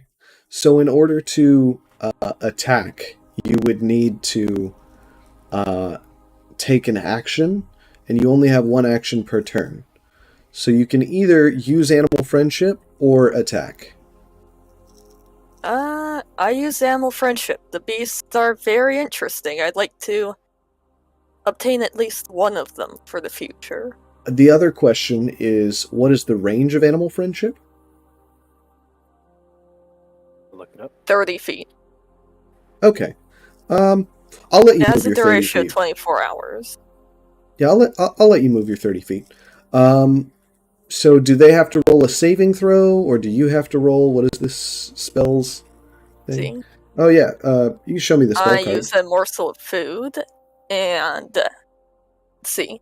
The beast must succeed on a wisdom saving throw or be charmed by you for the spell's duration. Okay. Is this the other question I had was you did an animal handling check, or what kind of check was it earlier when you were investigating these rats? I believe it I believe it was. was just investigation. Yeah. Did we investigate that these are in fact rats, or are they still beasts? They're beasts of some sort, I believe, right? Yeah, they do count as beasts, so the magic applies. However, they do in fact shake off the compulsion effect of the magic. Damn. They have made their save. Damn again. Don't forget about your rats. They only attack if I do a successful hit. And since Yeah. I did not attack, they are just kind of hanging back with me. Yeah. All right. Next up is Randy. Randy Dandy. Corin Underbrow. Yes. That's me. So you have a zombie actively attempting to bite into you, and another one kind of hanging out here. I see. This is the one at least I did damage to over here. And I still don't know that Ahsoka is over there, right? No, I'm gonna say you didn't because you just kind of came through the doorway. You wouldn't have seen the card fly from that angle. I see. But I will say that after this round, Ahsoka, you will probably see Corin. Okay. Because just to get into character, let's look from Ahsoka's perspective. Yeah, Oh, I we know, can yeah, definitely makes see sense. Koro. How is it that you ping stuff in this game again? When you're Tab. doing the little thing? Oh, tab. That's what I thought it was. Every player proceeds to press tab. Yes. Let's see. Now, I have a question. Can the zombies feel fear? Undead, I believe, are immune to fear effects. Okay. As a paladin, you would probably know that. Yeah, that would make sense.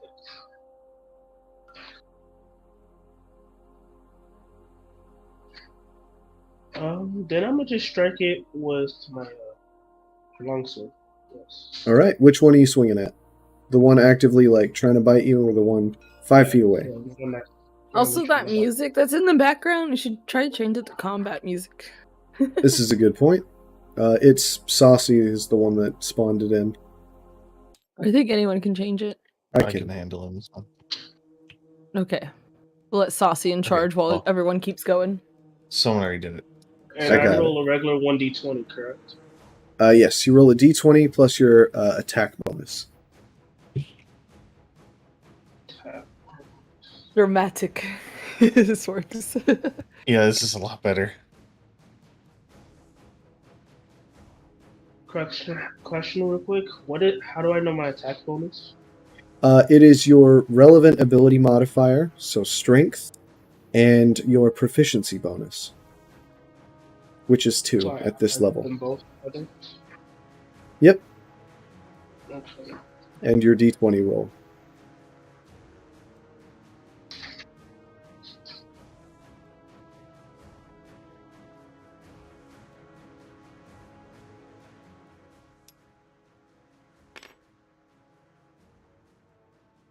$14 plus 4, which is 18. That hits. And then to roll my damage, it's a 1d8. That's your strength modifier, so it'll be 1d8 plus 2.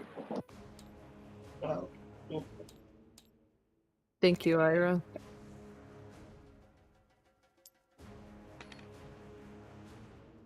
Oh, 1 plus 2, so 3 damage. 3 damage, alright. And then you also... Okay, so that's adding your strength as well? Yes, it is. Alright, it takes 3 damage. Your sword slinks into its flesh. Why is there a cat on the table? Sorry, hold on. This is the You're Next. Oh, okay, I like that. Okay, that's the You're Next chip. Yep. It says You're Next on it. Liked my name better. Mystery Kidder. I do like that as well. Can we make? yes. I want to make it bigger. Yeah, you can make it a little bigger. Just don't make it massive. Looking at you, Dragon. I think like that big. Yeah, that's probably fine. Any bigger and So I you would be can see concerned. it. Oh, yeah. Oh my. There's no way that that'll fit. Alright, anyways. No. Next up is Titanite, which means the Your Next Kidder goes to Sheeny.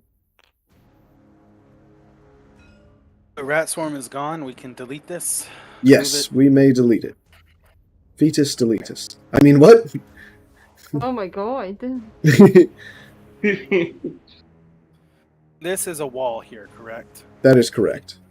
This is a contained 5, room. 10, 15, 20, 25, 30. Okay, and do we hear the commotion upstairs?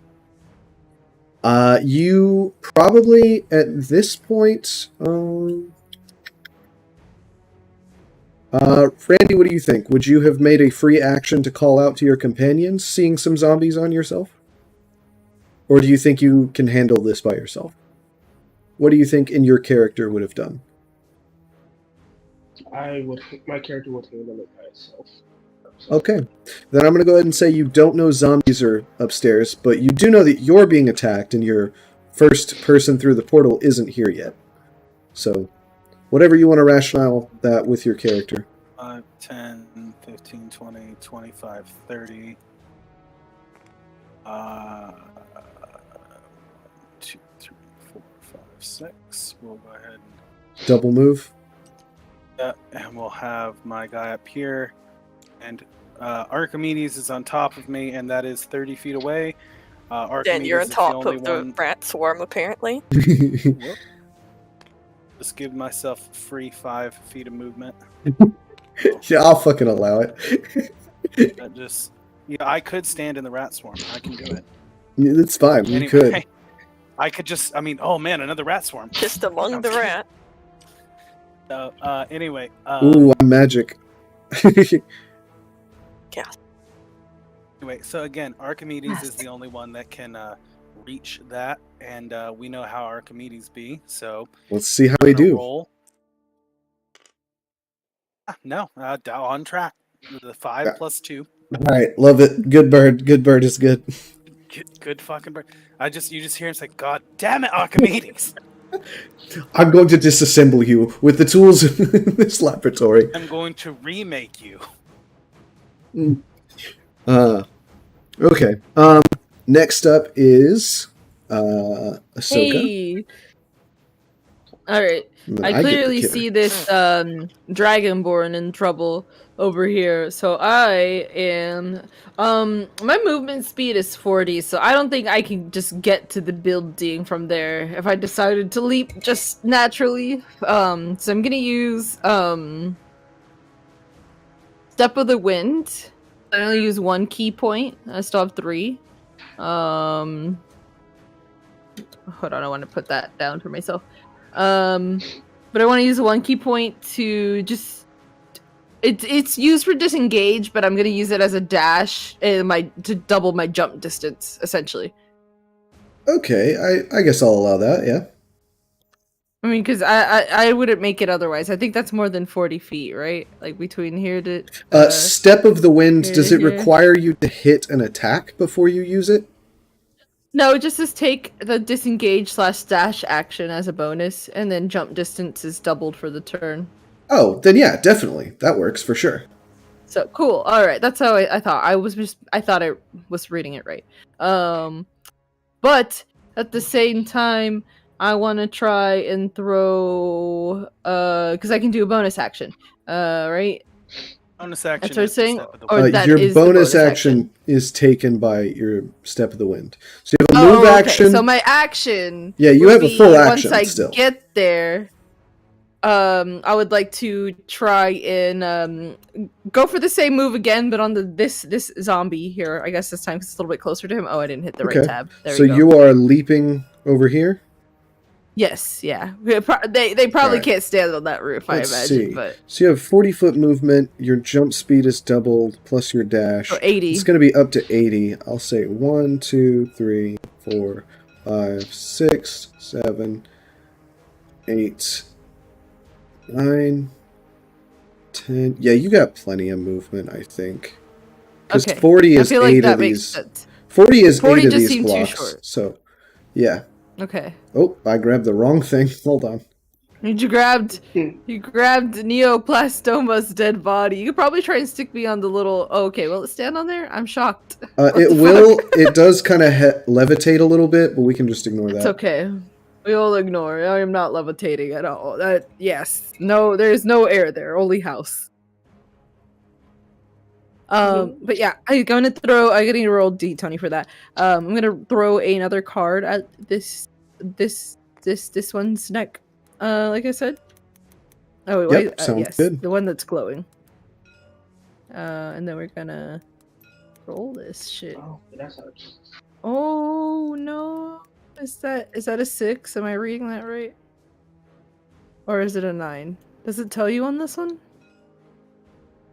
Can you read this for me and tell me? You can just look at my table. On what? The die here? On my, Oh, on I'm my- looking at Randy. Yeah. It's a 6. Yeah, that's a 6. Right? Okay, yeah, it's a 6. Yeah, because if Plus you my hover it dex, over it, so- it'll be a 6 no matter what angle you look at it. That's my bad. Okay. I did that. It's a 9 because plus 3. 9 does not hit the zombie. Rip. The card goes whizzing past, barely sinking past it into the grass. Just a little. You made an 80-foot leap. So, I mean, that's impressive. I guess I tried. Horan, you The definitely zombies noticed look the like 80-foot zombies? leap. Yeah, they look like zombies. They're not like the I'm rats. coming. Formed. Nope, they're not rat swarms. They are regular old humanoid figure zombies.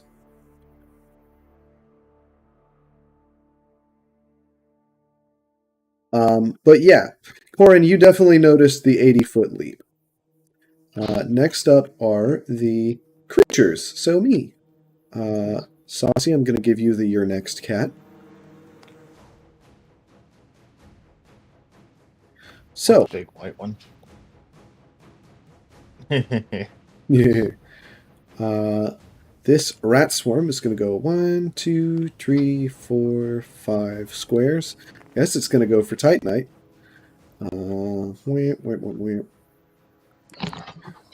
Do you disadvantage? Heard that. Not looking great. I got a nat 20 and a 5, so good disadvantage there. It leaps up at you and does not do shit. It is imposed. Taking a page out of Archimedes' book, are you? Yes. It is imposed upon by your steel defender. The zombies up Still the defender just, like, stairs. smacks one of them down and says, "No, no, no, not in my house." The zombie goes 1, 2, 3, 4, 5. And can't go any further. This one here. See, I'm surrounded. Corin. They're both going to take a bite at you. Alright. Does a 13 hit you? No, my AC is 18. Alright. Well, then an 18 will hit you then. So, 18 or up. the first zombie continues to gnaw on that metal spot. You slashed it last turn, and it came back for another grip and just could not. It keeps continuing to... It's breaking off its own teeth on your armor. This one, however, comes at you from the other side and is able to sink a little bit of a claw into your nape of your neck, dealing...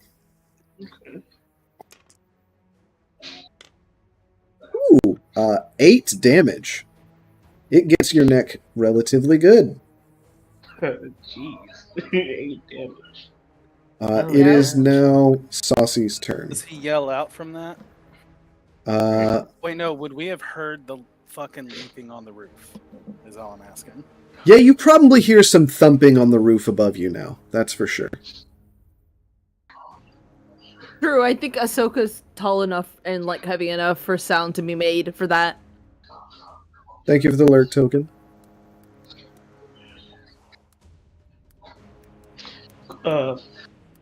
Question for you, Kenan.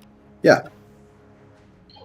If the zombie were to bite one of us, would that be considered a disease, turning us into the zombie, or not? You're not sure, but as a paladin, you don't really have to worry about it, do you? Guess no, I do not. I just wanted to Paladin's know. immune to disease. I knew that. I was just wondering if it was considered a disease or not.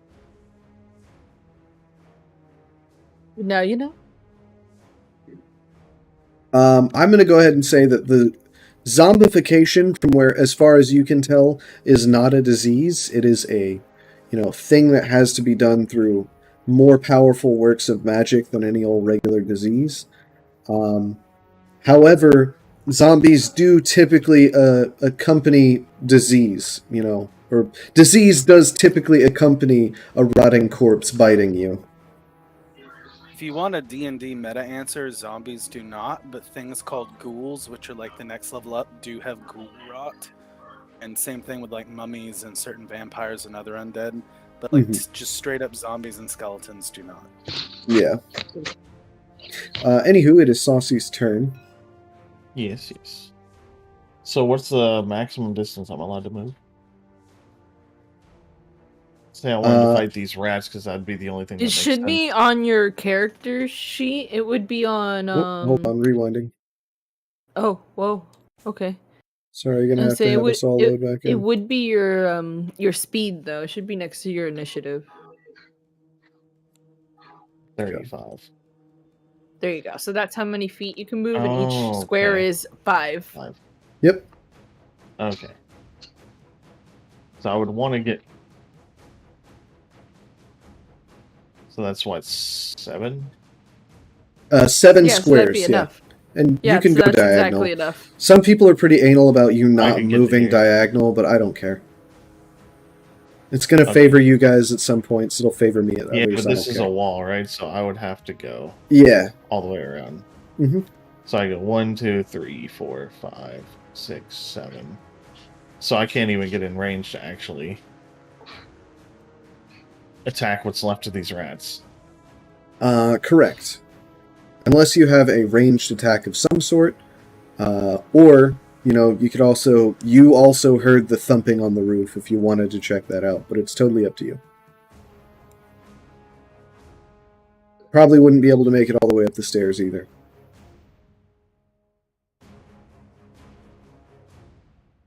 So how much would my character know about what's going on over here since I'm still in this room? Kenny, when you rewound time, you somehow deleted some of my notes. Oh, did you write them in the last, minute and a half? 2 minutes, yeah.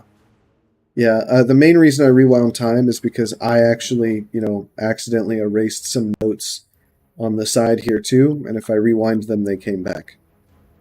Gotcha. Alright, that's fine. I can rewrite them. It's alright. I have an ability called Mirthful Leap. It's a longer high jump. Roll a d8 to add number of feet to jump.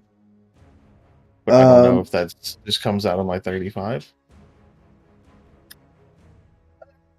So this is kind of a point of contention in the D&D community is, do jumps continue your movement if you run out, or does it bleed into your next turn? Ira, what was it that you ended up ruling Official for the ruling. Grung character? The Grung character, I ruled it. Concurrent as- movement? Like you are still just like mid-air. Oh, at I see, the I see. maximum of your movement. I mean, yeah, but it might be difficult for other people. Like I'm just saying, like if an opponent had their turn to shoot you, they would hit you whilst you were mid-air. okay. Depending on the type of damage. I mean, I think that's what I'm going to go with, too, because that's what I was thinking, that it bleeds over into the next turn. So if you want to jump, it doesn't... not D&D Raw, though. No? D&D Raw says that your jumps can never go past your maximum movement. Jump see. is part of the movement, and it is not an action.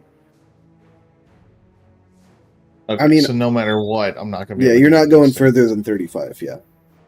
Unless you double can move. go but... 70, but you can double move, but you don't get an action then. You Yeah. have a bonus action if you have any bonus Oh, wait, actions. you're a rogue, right? You have dash as a bonus action, right? Well, I'm a Phantom as a rogue's class, right? But I didn't ever see anything about Hold it. on, I'm looking up Rogue real quick. Give me 1 second. I believe it is I wrote called... it's like a second level feature, I'm pretty sure. Cunning action? I mean, action. Mine is Whispers of the Dead. I think It might base be like rogue. Looking. I think I the wrote base all of my rogue stuff class. down that we saw on the website. I got everything off of, but I didn't.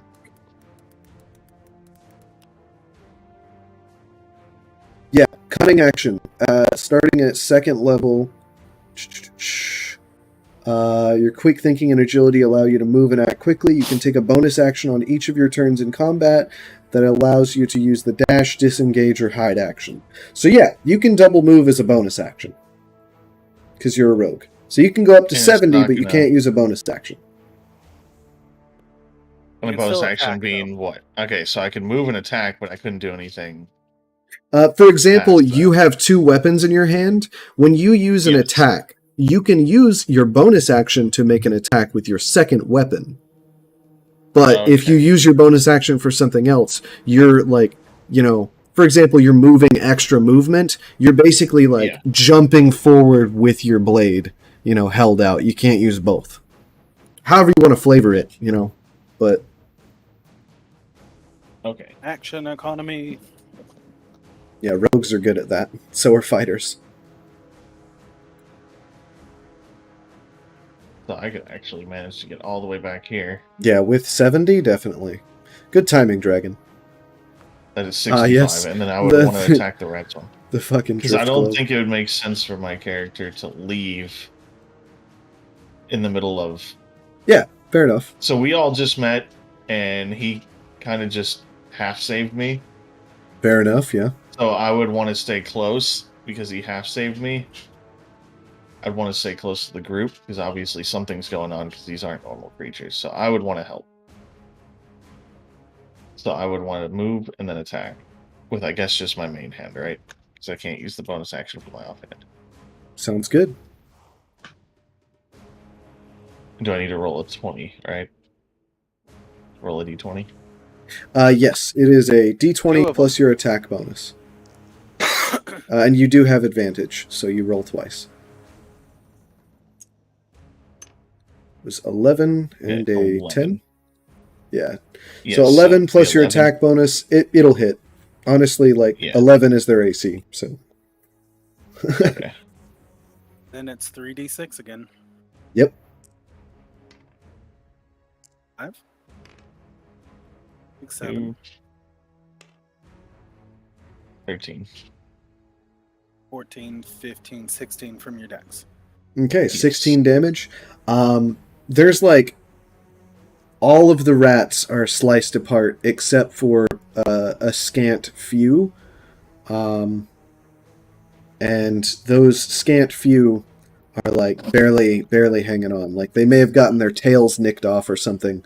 You cut a few tails. And next up is Dragon. Okay, so I know he knows they're violent, but he's thoroughly unhappy about all this. How many times can he cast the spell during a day? It's spell slots, right? It is Correct. spell slot based, yes. Unless Well, it's a he has cantrip. 2 more chances to cast Animal Friendship, although he's probably not gonna have a chance to with them killing them so fast. But he does try it one more time, at least. Okay. Even though he knows it's rather selfish. Just rather Oh. unhappy right now. They rolled the exact same thing they rolled last time. Aw.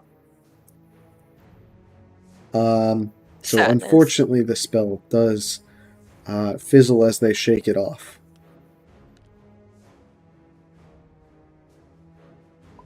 But do you have anything as a bonus action? Bonus action.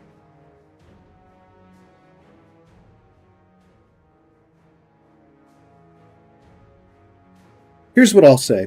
It's as if you use a morsel of food as a casting And, component for this spell. Well, you see in my Explorer's pack, I have 10 days of ration, so I could use a lot more if I wanted to. Oh yeah, fair enough. Would that help? All I'm saying is, as you take out this morsel of food, it doesn't necessarily matter what it is. I use your judgment as a rat swarm keeper as to what rats would typically, want as a food morsel. It's as if they reject what you are trying to give them, magic and all. They would rather eat your fingers. Aw. Your rats also look sad. Sadness. As you cast this friendship spell and it fails, your rats really cuddle in on you. Mm-hmm. They're like, we're friends. It's okay, we're friends. Okay. Family. If you have no bonus actions, it is Randy's turn. I do not have anything that would help. Okay. Randy, 'tis your turn. Alright. Let me check out the situation real quick.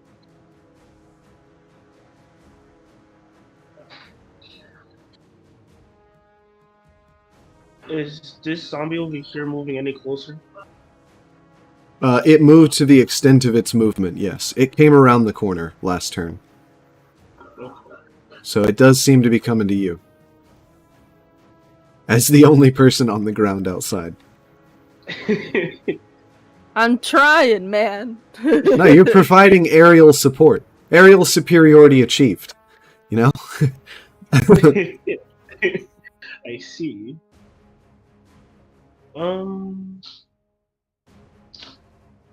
I think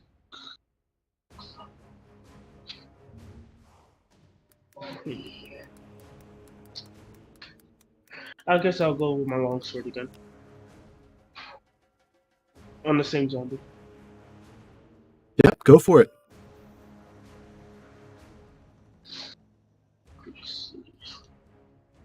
Roll. Oh. 18 plus 4, which is 22.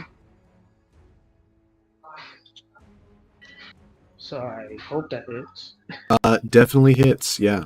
How much damage you doing? That's what I'm about to find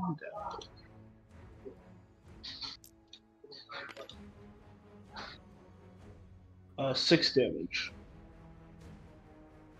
Okay. And is that with your strength modifier as well? Yes, it is. Okay. 6 damage. You slice at it, and you lop one of its hands off. It no longer seems to be able to get a firm grasp onto you, but it does continue to try. I know the type of effect I have on that. I'm irresistible to you. You can't help but want a taste of me.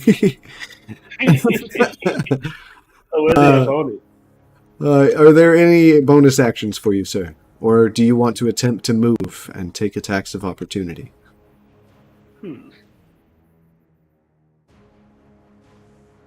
Can I move behind this zombie right here?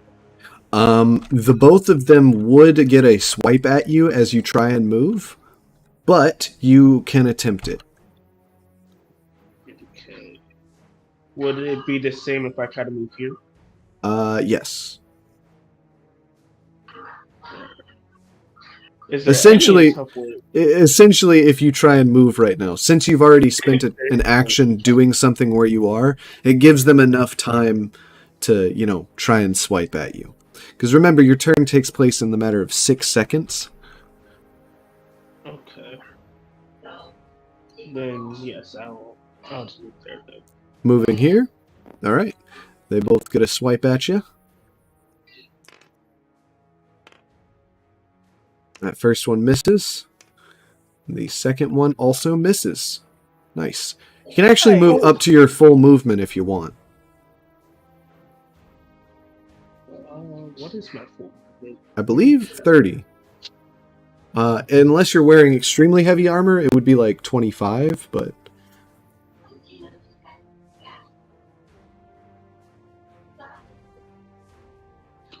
Yes, 30. Alrighty. So I was right here.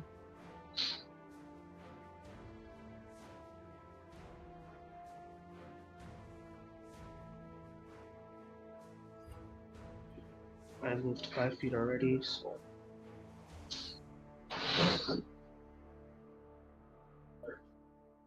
I'll move right here.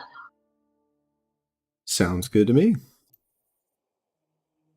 I will say that does move into another... Alright, so in terms of attack of opportunity, something you'd have to understand is that if you move through what is called a threatened square, if something has reach into that square and you move into it and then out of it, then you get an attack of opportunity on you.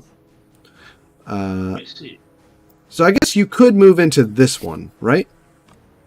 That's where you want to go? It is. That should be fine then. All right, and then next up, it is Titanite.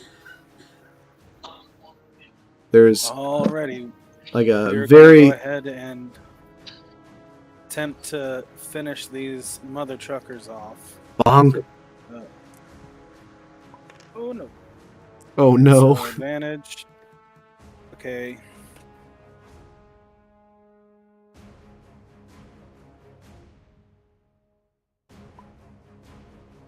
Yep, that'll do.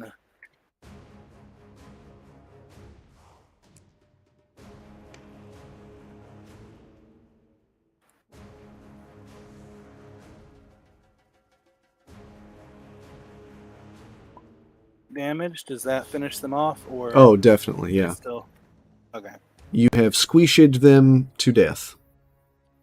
And Oh, then sorry, we wrong one. are going to kind of like make a note of the commotion upstairs. Be like, I believe it's best if we were to move upstairs, and is going to move full movement up there to the stairs. So that would be 5, 10, 15, 20, 25, 30. There, and back, and then follow suit. Sounds good. Next up is Shinigami. I am. Let me go back to my character sheet. Going to use key fueled attack, but I'm only going to spend 1 point. I can use more than one, but essentially just allows me a bonus strike, unarmed strike. I'm always unarmed. I'm a fucking monk. I want to essentially go for kicking. Hold on, I'll tab it. Sorry.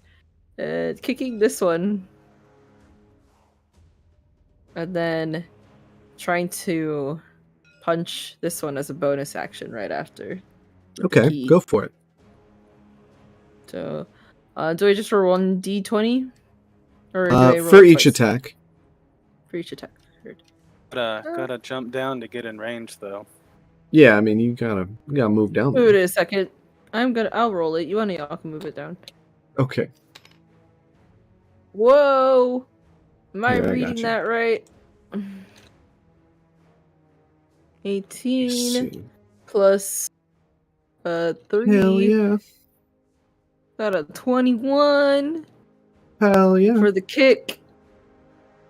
Actually, you So add your it'd be- proficiency bonus as well, so it's 23. Oh shit.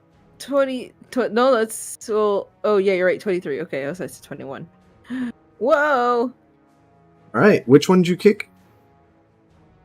This one over here.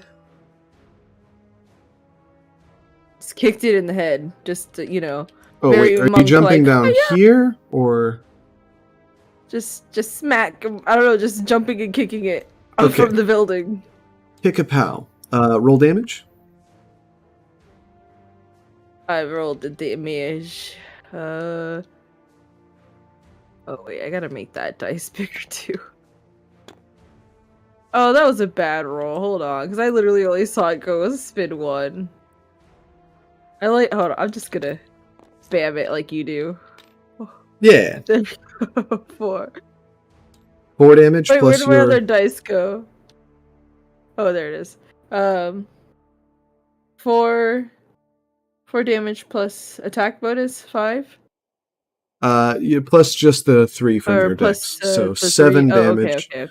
That puts this one at Sorry. 11 damage taken. Yes. I need Okay. to make this bigger because I'm blind. Okay. Now we can see it. The other one. Oof. It's a 5 plus 5, so 10. Does not hit. You come down and you kick the shit out of this thing in the fucking head, and it barely retains its neck. You hear some cracking of bones, and if it were an alive person, that would not be good cracks. But since it is an undead, it kind of continues on. Anywho, perhaps that throws you off for this next punch, but you swing and just barely miss this corrupted zombie fighter here.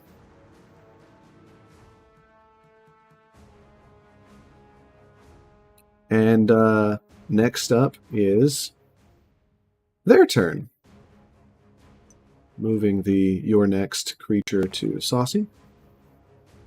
This one's going to go inside.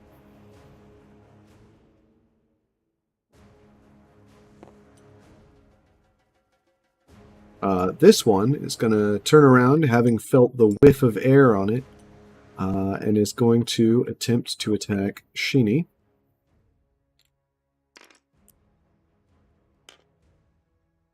Ooh. Just barely not a nat 20. It got a 4. It rolled away from a nat 20 into a 4. So it lunges at you, and you sidestep it expertly. This one is going to attempt another bite on core and underbow. And it receives the nat 20 that the other one failed to have.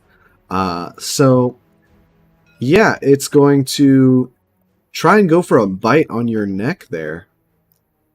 On who? Corin. On Corin, okay.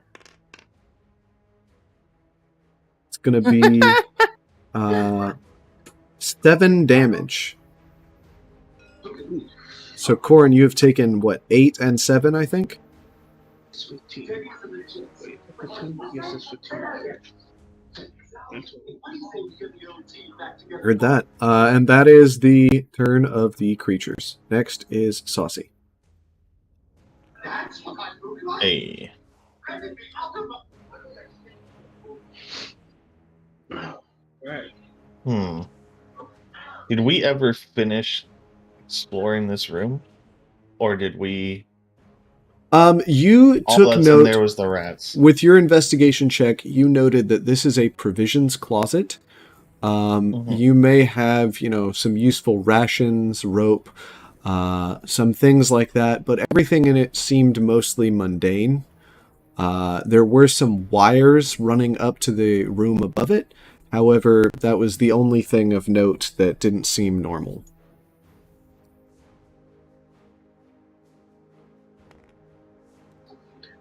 I would most likely also want to head upstairs if I can make it anywhere Sure. near there. Did you want to do your 70 feet of movement again with the bonus action?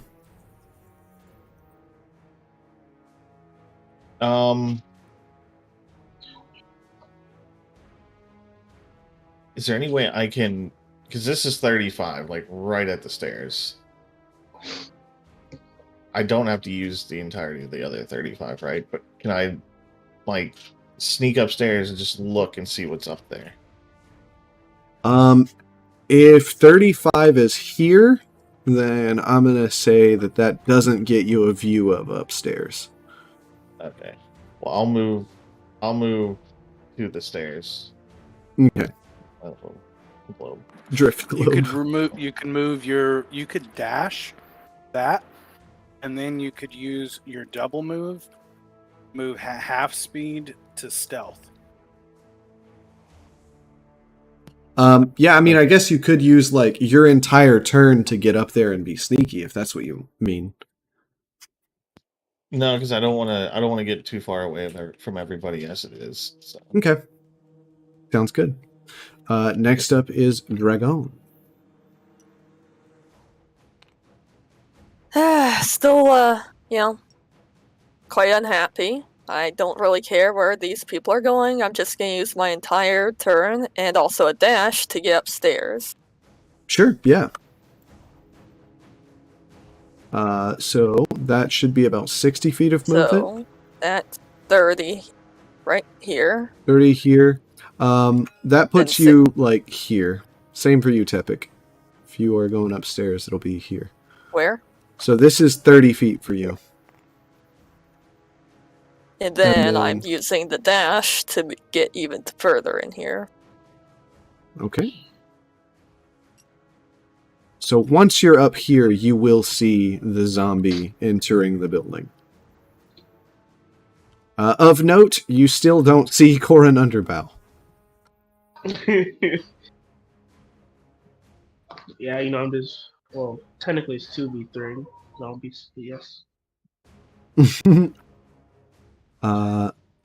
Next up will be Randy. Me.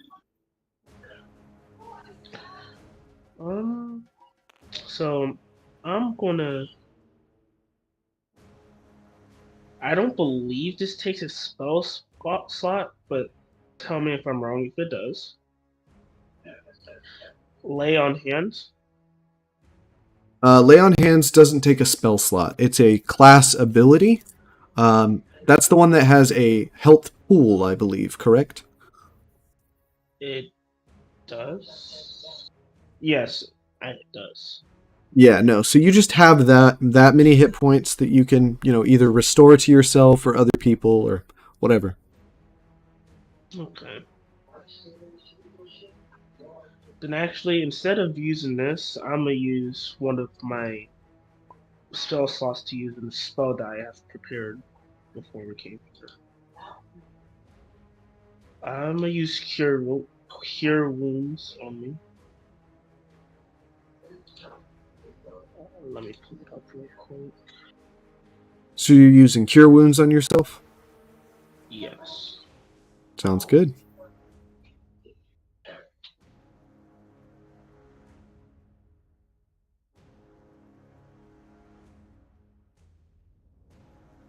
You can disengage and then use that, but otherwise it'll incur another attack of opportunity if you cast a spell.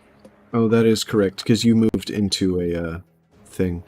Yeah, spell casting within 5 feet of a creature will incur an attack of opportunity. But I don't believe Lay on Hands does. Lay on You wanna Hands use does that not. instead. And it probably would be safer to use lay on hands then. Okay. What is your pool? Do you know? It's 5 per character. Five times my level. Yeah, So you have 15 HP, which happens to be how much you're low. that is true. You want to just go ahead and use all that? I'll use 10 of that. Okay, 10.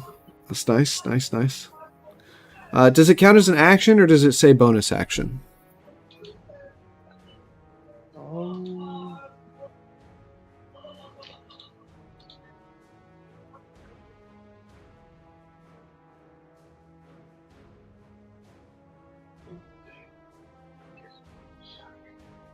It does Phone's not slow. say. Hold on, I'm looking. No, hand.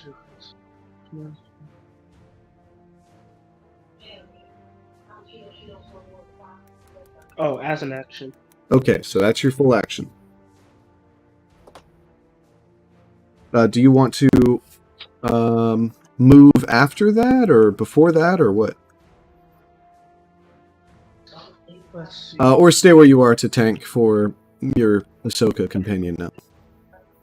Or stranger who you do not know yet. Okay. Tight Knight, your turn. Okay, so I guess I double move to get up there because let's see, hold on. Let me count the squares.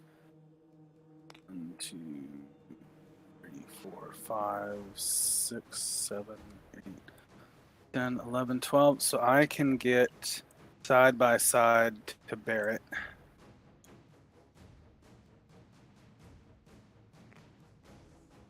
And then that is the depth of my action. Sounds good. We'll note that it's there. Sounds good. Shinigami, your turn. Alrighty. We still have 2 zombies fucking here. Alright, I'm gonna go ahead and attack. I mean, so what? My kick. You said I heard cracking sounds, but it was just still back up, or like it didn't knock it down or anything. It's as if you cracked its neck out of place, which for a living person would be very bad, but because it is undead, it But continued undead, it's just kind of like hanging with his head on the Yeah, side. exactly. Yeah, okay, that's what I thought. All right. I want to use just another kick again to try and finish. Like, if I kick its head clean off, does it die? I mean, yeah. Okay, that's what I'm gonna go for, but I'm also gonna go ahead and let you know I'm gonna use my last key point for flurry of blows. That actually Okay. allows me 2 unarmed strikes as a bonus action. Yeah. So but I want to roll this one and just see how it goes first. Okay, okay. But I just so you know, I have 2 more actions there. Show me what you got. Show me what you got. Whee! Alright. That one is sad. That's a 4 + 5, a 9.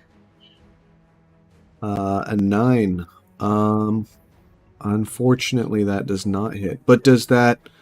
Oh, that's +5? Yeah, that does not hit. Yeah, it's +5, sad. Alright, we're gonna go ahead and use the other blow, I guess, because I missed that. I'm gonna try and punch it now, the same one. Yep. 6 + 5 is 11. 11 will hit. Okay, cool. I'm gonna do damage and see if I can knock its fucking head off then. Alright, hold on, let me put it in there. Why is it glitching? It's lagging for me. It'll occasionally lag, it's fine. Alright. The 2 plus dex, so 5. 5 damage will allow you to kick the head the rest of the way off. I'm not going to say it goes flying, but I will say you hear a crack, and you hear the severing of tendons as the spine stretches Ew. further than the spine should stretch. You've essentially kicked this thing's spine, sliding like a noodle out of its back a little too far. Sliding like a noodle, he said. And it goes flying like that. Alright, I still have 1 more bonus action, you said? Yeah, one more attack on this guy.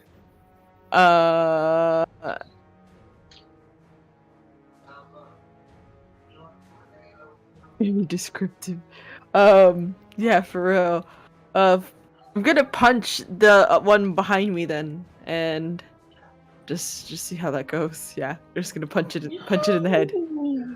Alrighty. Straight up. It's a 19! Without my bonuses. Let's fucking go. Dang, alright, nice. You hit it? Alright, let's Let's see. see The that damage damage. roll's gotta be good. Add 2 again. Alright, this one So takes a plus bit of 3, damage, but it's 5. not quite gone yet. 5 damage. Next up is creatures. It's going to attempt to catch your fist in its mouth as you bite it, or attack it. Does a 13 hit your AC? No.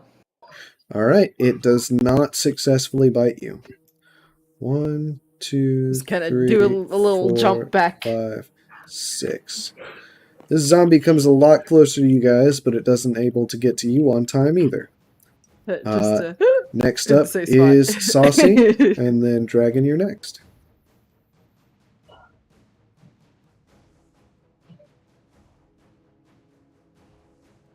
At this point, I've heard the commotion, so I know that there's something going on up there. Yeah.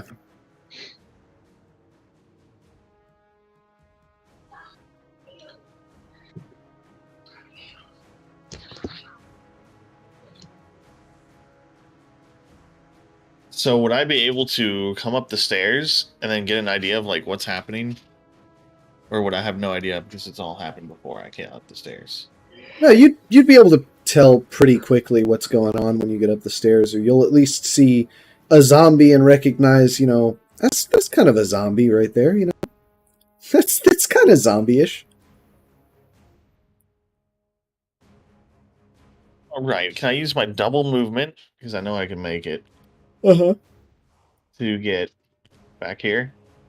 And then get a sneak attack on the zombie.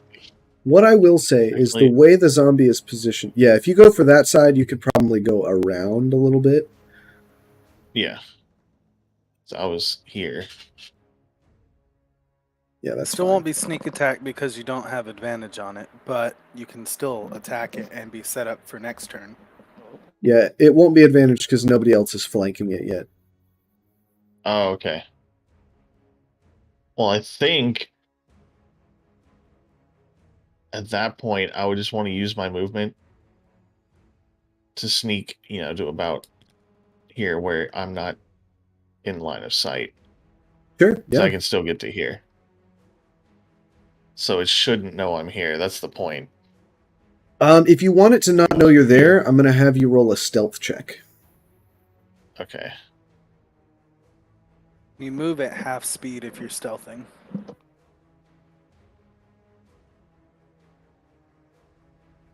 So I would only be able to move See. 35 if I'm trying to be sneaky. But I can move 70 if I don't plan on doing any extra actions. Let's see.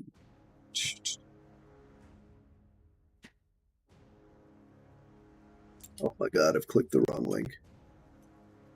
I'm looking at cunning action here. Cunning action allows you to use the hide action as a bonus action. So let's see. You were here. You can go 1, 2, 3, 4, 5, 6, 7. You could be Okay. here and hiding. Basically the same thing. Okay. Yeah, basically. We'll do that. We'll do that. All right, roll my d20. As long as I'm within... I rolled it already back here as a 16, but I can roll it again if you want. Oh, no. I see. It's fine. And then my stealth is a +7 due to my dex. Yeah, that's a lot. You're hiding. You're hiding pretty well, and you're pretty sure it hasn't noticed you. Okay. All right. Next up is Dragon. Dragon, it's your go. Well, at this point, there is no holding back. It's just the zombie after all, so I roll to attack.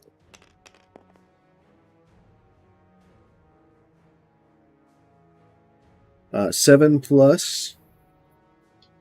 6, I think. Because I'm gonna be ranged attack, right? Yeah, you can do a ranged attack. What's your dex? 17, so that's a +3. So it'll be 11. Unless you have a special 11. crossbow. No, it's 11 hits their AC. 12, so yeah. Yeah, it'd be 12. Yeah, 12 hits their AC for sure. So roll for damage. Actually, go ahead and tell me how you kill this thing, because it has taken 12 damage, courtesy of Randy. Yeah, this thing is limping in, and you can tell that somebody has sliced it up already. Perhaps. Oh, it was that one. Okay. Yeah, that's the one that limped inside. Okay. Yeah. You know, since I'm guaranteed to hit this regardless, Mm-hmm. I kind of line up my crossbow shot, and then, I just shake my head and send the swarm in instead to do the damage. Yeah, sure. You send your I rats watch in. as they swarm over it, Get him, Bob. Your rats. kind of covering it. You've decided to, instead of blowing this thing's brains backwards with an arrow, you send forth your rats to have their most favorite snack, which is eyeball jelly. And you may imagine the scene further from there if you wish. Cheek meat and eyeball jelly. Hannibal Lecter special. Hannibal Lecter special. So yes, the zombie has fallen. Last one goes to Randy. Yes. I'm gonna use something that I totally forgot I had. I'm gonna use my breath weapon, actually. Let me look at the map real quick. Kenyon, from my perspective, what's the 15-foot cone? Cone would be here. Hold on. Actually, I have a way of doing this. Objects, saved objects.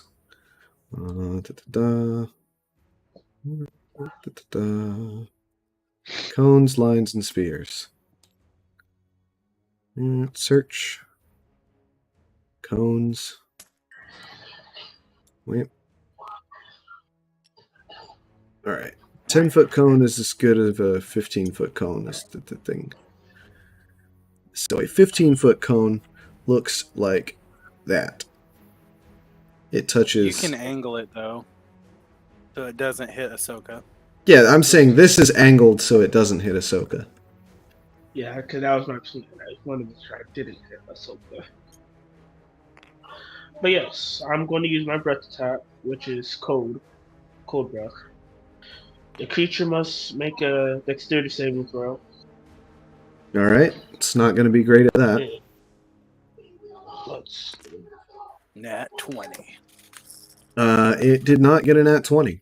How much damage does it take if it fails its save? 1d10. Okay, roll for damage.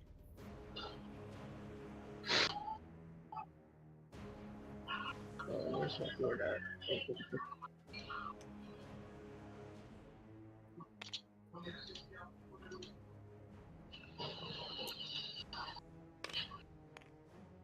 8 damage. 8 damage. Let's see. Yep, goes down. You blast this thing in the face with ice. Its flesh goes rigid, and you kind of just, go in and push it over, and you hear the rigid bones shatter as it hits the ground, and it doesn't look like it's getting back up. From the inside, you see a gust of icy wind blow in from the door. And you recognize it to potentially be, dragon breath.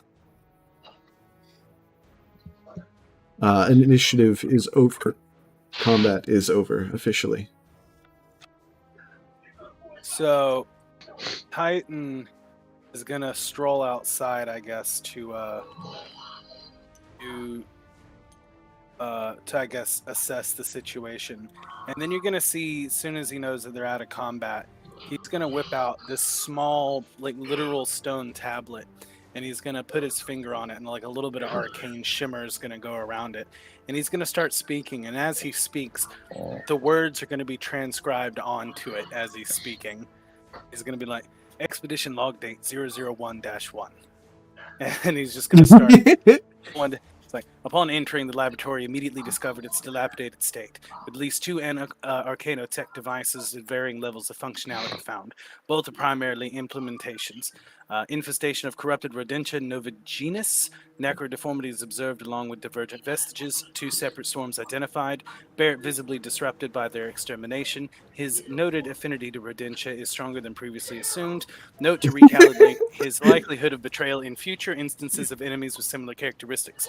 Animated cadavers also observed, no necrodeformities or divergent vestiges. Threat level lower than anticipated. All evidences indicated that all but one of the former group were eliminated. End log. Yeah, that's pretty apt. Is that what you wrote in your actual notes? Is that right? Fuck yeah, that's awesome. And then he's gonna stick it back in his pocket.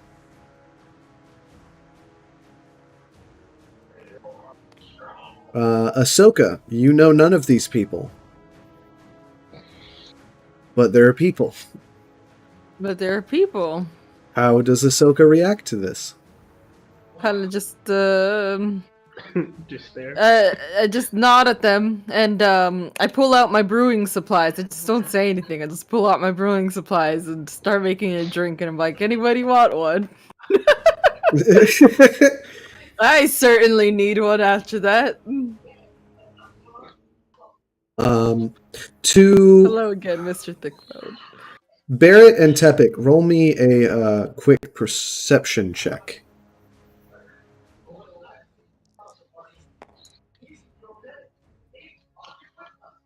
Well, I got a nat 20. All right, well that'll do. It also makes the most sense because you're the closest. I got a nat 20 minus the 0. Yeah. The room to the back of this is flashing light, like a blue dull light that seems to flicker and zap. And it's not like lightning or anything is coming out, but you see light flickering off the interior of this room. Can I sneak up to the door and peek my head in? Yeah. I guess just walk up to the door and peek my head in without trying to be noticed, just in case. Because I haven't gone outside. I don't know that everything's over yet. Yeah, fair enough. As you walk up to the door, before you even do take a peek inside, you notice on the front of the door, it says Arcano Forged Prototype Laboratory Seclusion Room 001. Prototype Chambers 1 through 6. As you take a peek through the room, you notice that there are several pod-like chambers. They seem to have all sorts of crystals and magical apparatuses hanging off of them. All are dormant except for one, which is the source of the lights. You see blue and green, like, lightning is what your character would refer to it as, probably. Small lightning zapping off of the interior of the pod. You see what looks to be kind of somewhat like the Steel Defender that Titanite brings around, but a bit more sophisticated than that. Some sort of golem-esque figure. The only thing about it that seems particularly wrong is that it is only top half, and sparks seem to be shooting out its midsection. Can I try and examine the device at all and just get any information I have on like what it looks like and exactly like what it's doing, the best of my character's knowledge? Yeah, give me give me investigation, probably. I would let you do Arcana as well, but I don't know if your character's very good at that. No. Investigation, I get a +3, so I'll put Yeah, 20. go for investigation. 17 plus 3, maybe 20. Okay. You notice, you recall when you were in the basement for the first very minute that you were here, Titanite said something about there being a device called an amberlint siphon or something like that. You're not exactly sure what it was, but you recall that he said something about it being a power source. You're surprised that you're recalling this information, but it's easy because it looks exactly the same as something that is on the pod, except it's flickering as if it's not working quite properly or as if it doesn't have enough magical energy in it. You're not really sure. You're making inferences. But other than that, there's also a lot of damage to the pod itself. Like, something clearly has scratched up this room, and the door was, had claw marks on it. Obviously, there's undead walking about through this facility as well. So, but you see, there's a lot of damage that's been done to the machinery, including, the shit being cut in half itself. The golem, I mean. I would look and see if there was any place I could put this globe that's following me to complete any sort of puzzle, or if it would just go to the device as I'm snooping around trying to figure out exactly what's going on. I will say that you don't see anywhere where, like, the drift globe would slot in, or nothing that obvious or anything like that. And the drift globe doesn't make its way over to it. So say it's in this corner, the drift globe just stays out here. No, I mean, it follows with you. How close do you get to the machine? Well, I got close enough to examine it, so Okay. I don't know where in the room it is, but I would be, I Sorry. guess, Yeah, that's a good point. presumably right next to It's it. over here. So Let then I me. would most likely be in this area. All right. As you get that close, you do notice that it's almost as if the drift globe is trying to not go to the machine, like it's pulling away, but magnetically it's like it's being pulled towards the machine. Up into the air a little bit as well. Do you let it go or do you catch it? I would catch it Okay. at this point because I'd be curious. It seemed like it was angled that the magical siphon is like pulling magic from the room, including the drift globe. I would collect the globe and then I would want to head towards our gnome friend over there. Oh, okay. So you head towards everybody else. Because I would, yes, because I would know that he'd be the person to talk to once this weird stuff started happening. Does anybody think they would have done anything in the 2-3 minutes that Tepig was investigating that room? Probably sharing a drink by now. Ahsoka, are you explaining who you are? Is anyone asking? We're listening to my beautiful expedition log date. Yeah, unless anyone asks anything, Ahsoka doesn't really talk about themselves much. Just continues drinking for now, silently. And again, offers anybody a drink. I'm thinking Barrett's just kind of trying to be calm and calm his rats down after their, let's just call it a feast. Okay, so he's fair kind enough. of inside here in this main area. Barrett, Maybe looking around a little.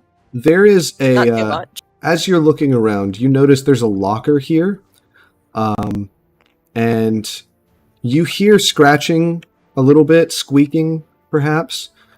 Within this locker, do you open the locker, look inside, investigate, send your rats? What do you think you might do? I am going to take a peek. I'm Not trying open. not to let them out in Gotcha. case they're violent, and I don't want my companions to kill them again. I do I will resent say- them slightly for that, but not too much. I will say am that calibrating your likelihood of betrayal as 1 dot higher. the locker seems to have some sort of slits that you could, like a school locker that look down into. It seems that the hole that you had found in the bottom floor leads up into this locker. But on the, this half of the locker had been broken into. However, this half of the locker where the squeaking is coming from, there still seems to be 1 or 2 regular old Zelbathian rats. Native to the research facility now. They Then don't I seem let to them have free, corruption and or teeth upon their tails. I check them over for injuries, and if they are injured, I use Cure Wound on them. No. I will say that the rats happily integrate into your swarm. They may look a little bit different. They speak a different rat language, but they seem to be accepted amongst the community, because that's just how the rats roll. Are they white mice or are they like rats? Nah, just like everything else in this campaign, you're going to find everything over here has a greenish tinge. Might as well have a greenish tinge on these rats, too. That's mostly a meta joke, but still. All right, Tepig, you make your way outside. You convene with everyone. I would Yes. like to see if anybody has any wounds that needs to be healed. So if we're not in Yeah. combat or anything, there's no movement restriction, right? No, you can just walk outside. Oh, I will but say keep there's thinking we're going all the way over here. There's a weird thing with this building where, this space that looks clear is still part of the building, so sorry you can't just drop your character there. Yeah, I would...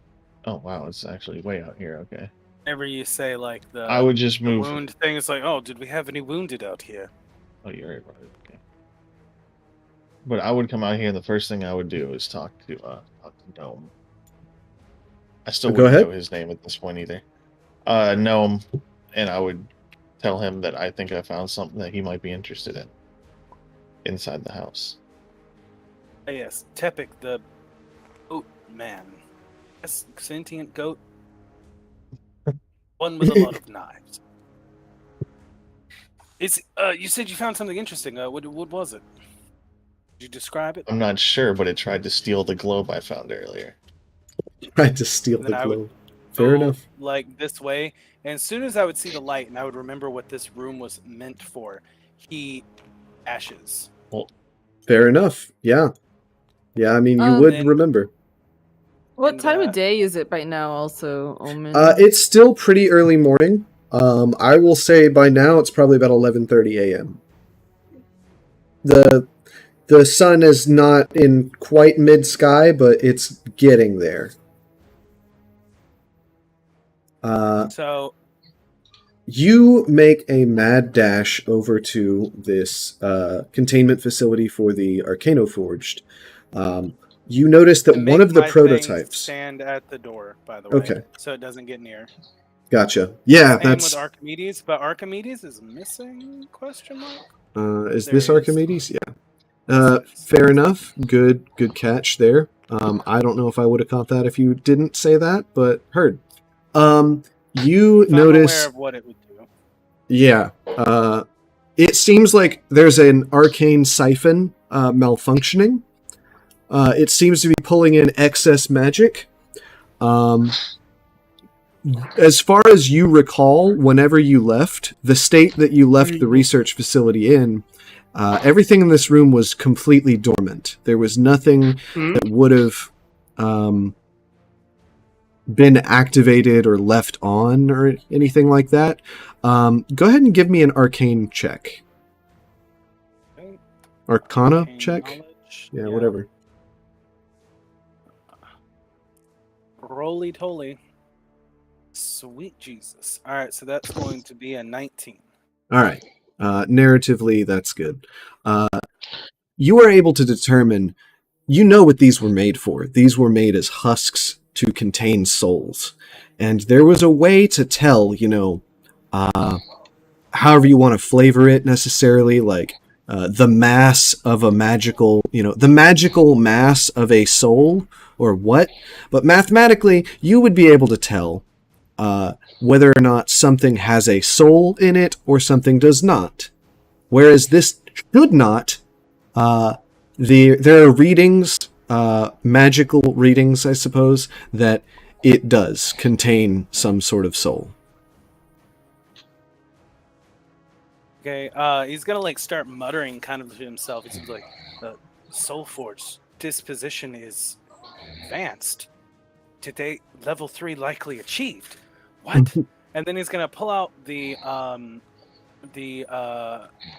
Arcano siphon, the ambient siphoner, that he found downstairs, and he's gonna see if these are similar enough models and power level to potentially swap. As you pull it out, it seems like it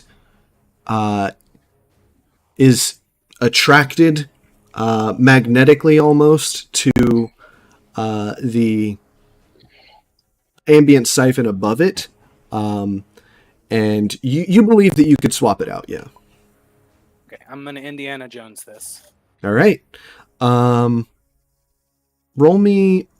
I mean, I won't even make you roll a dexterity save. I'm just going to say that dramatically, I'm sure you have some sort of artificer's tools that you would use for this kind of thing. That you. I also probably would have looked around the lab to see if there were any of the previous tools. Yeah, you use something as a barrier between, your bare hand and pulling out the thing. But you pull the arcane siphon out. Gloves. And you just kind of drop it towards the air, and it slots in, and there's a large jolt. And the machine seems to drop dormant again. However, the eyes of the Arcanoforged flicker and seem to light up. Very dimly at first, but the light grows within the eyes. And there's a whirring sound, like a... my mic doesn't pick up those registered notes, but there's a whirring sound, and You were it- trying to make a sound effect. yeah, I was trying. Okay. He's I gonna see. attempt to, I don't want to say rouse, but he's going to attempt to guess, yeah, The issue is manually I get a am- response. Yeah, so as it seems to like rouse, like it starts to click, click, click, and its head twitches back and forth and left and right, and it's almost like it's trying to open its eyes and it can't see, and it keeps looking with eyes open, and like servos widen as if, you know, the eyes actually open more, and it can't seem to see until suddenly things start to it's as if it's reacting slowly to the surroundings, and it's like it slowly starts to see you, and it like jumps backwards, still held onto the pod, but it's clearly in shock. Cast repair Hmm. on, Hey, I guess, Canyon? part of the minor damages. Just a slight nudge like on repair time. wiring. Yeah, I'm trying to wrap it up here. I'm gonna say that as you use your repair, it seems to ease its jolting and pain, and it calms a bit, and it says, "Hello, hello," and that's where we're gonna leave it.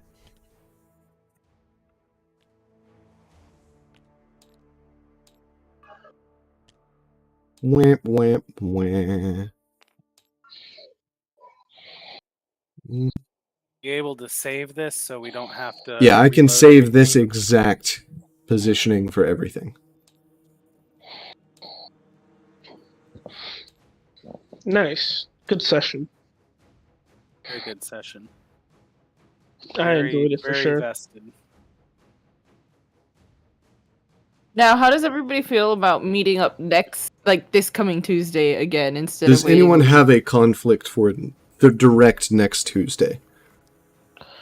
As long as I don't work that night, I should be fine.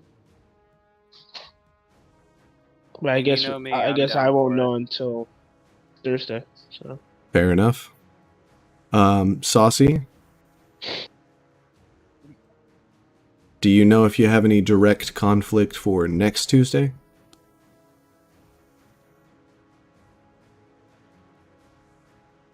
Sauce man? He may have gone to the bathroom. Fair enough. Well, I mean, I assume everybody else is pretty good. That will be a wrap on our first session. Combat did take a little bit longer than I thought. I have some ideas for how to make combat a little bit more interesting here on out. But yeah, I mean, we did a lot of introducing concepts and getting into the world today, so we're starting to introduce everybody at least. Anywho. Yeah, exactly. Yeah, I could see that newer players are gonna get more confident as they go. I think this is going well. Yeah. Plus, we definitely, went over a bunch of rules midway, but it's pretty fun, pretty good. We've done well. As people play their characters, I mean, they're not going to know every rule from everything, but like you'll learn what your class does and what your character does pretty quickly. Yeah. That and then just in general in roleplay, even if you don't know who your character is and like how they feel about certain things, you'll figure it out through play. Like there's a lot of unraveling of yourself in the game as well. But anywho, good sesh, y'all. And thanks to everybody who tuned into mine and Sheenie's stream. Yeah, somebody was asking who the DM was, and I just played the shout out command. I think this clip was muted for some reason. I'm not sure why, but either way, yeah, Omen is the DM. He is my significant other. But yeah, thank you for the apparently I don't know if you knew this, but if you press F11 in tabletop, it'll take away the UI, but I know you're actively using it as well, depending. Oh But they were shit, just that's happy with fucking awesome. Yeah, right. But also he they also mentioned that they are happy to see more people using tabletop for D&D. I'm saying, yeah, it's like it's a pretty good It's really good. It's way engine. easier visually to play D&D like this, because when we play D&D in real life, we have a full board that's whiteboard, or like, you know, you can draw on it with expo markers. I have all the little characters, the dice for everyone, like we have everything. So All right, well, I'm gonna go ahead and end my stream because that's a wrap on D&D tonight. go for it. But Your probably, outro. that's a good point. End stream. No, I'm just kidding. See you next time on D&D. God, that's Oh, awful. Adam I'm quitting. gonna have to work on that. Oh no. Wait, hold on. I have something. Here, fuckos. I don't think Dick Butt is technically TOS. It's a character A group of fighters with the perilous tail. fights. I'll figure this out later. Don't TOS me. Find out next Hold time Don't on TOS. Ohm and Ashini stream. I'm not showing anything. See, it's just golden. You can't even tell what it is. We're gonna hold on.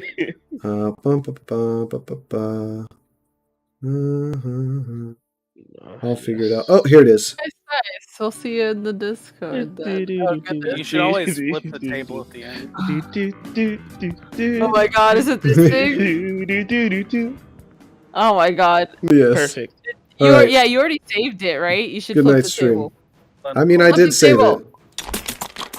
Flip the table! Yeah! You wanted to what, Ira? I didn't see the dick butt. It's fine. I'll see it next time. Here you go. Rewinding Snap time. back to reality. Oh, there goes gravity. All right, peace out, stream. Oh no, my stream's over. No, I'm just kidding. Let's actually raid out to somebody. Let me Say Potato just started streaming, or Token would be a You good need the option. keys in here. let me see. I got people I could stream. Let me see. Potato's not a bad choice. Yeah, I was gonna say, I think I wanted to lurk on his stream Ooh, anyways. 'Cause actually- he only streams like once a week, dude. I'm gonna go with Token because Token and Pickle did both jump in my stream. So Homies, true. Oh, I'm like, where do I hear bruh? Someone spawned in the bruh button. Oh no. I'm quitting this game right now. So fast. all right, thanks to everybody for tuning in. What's wrong with the bruh button, Liz? Let's go ahead and get ready to raid Token. Ah. Goodbye, everybody. I've got to go.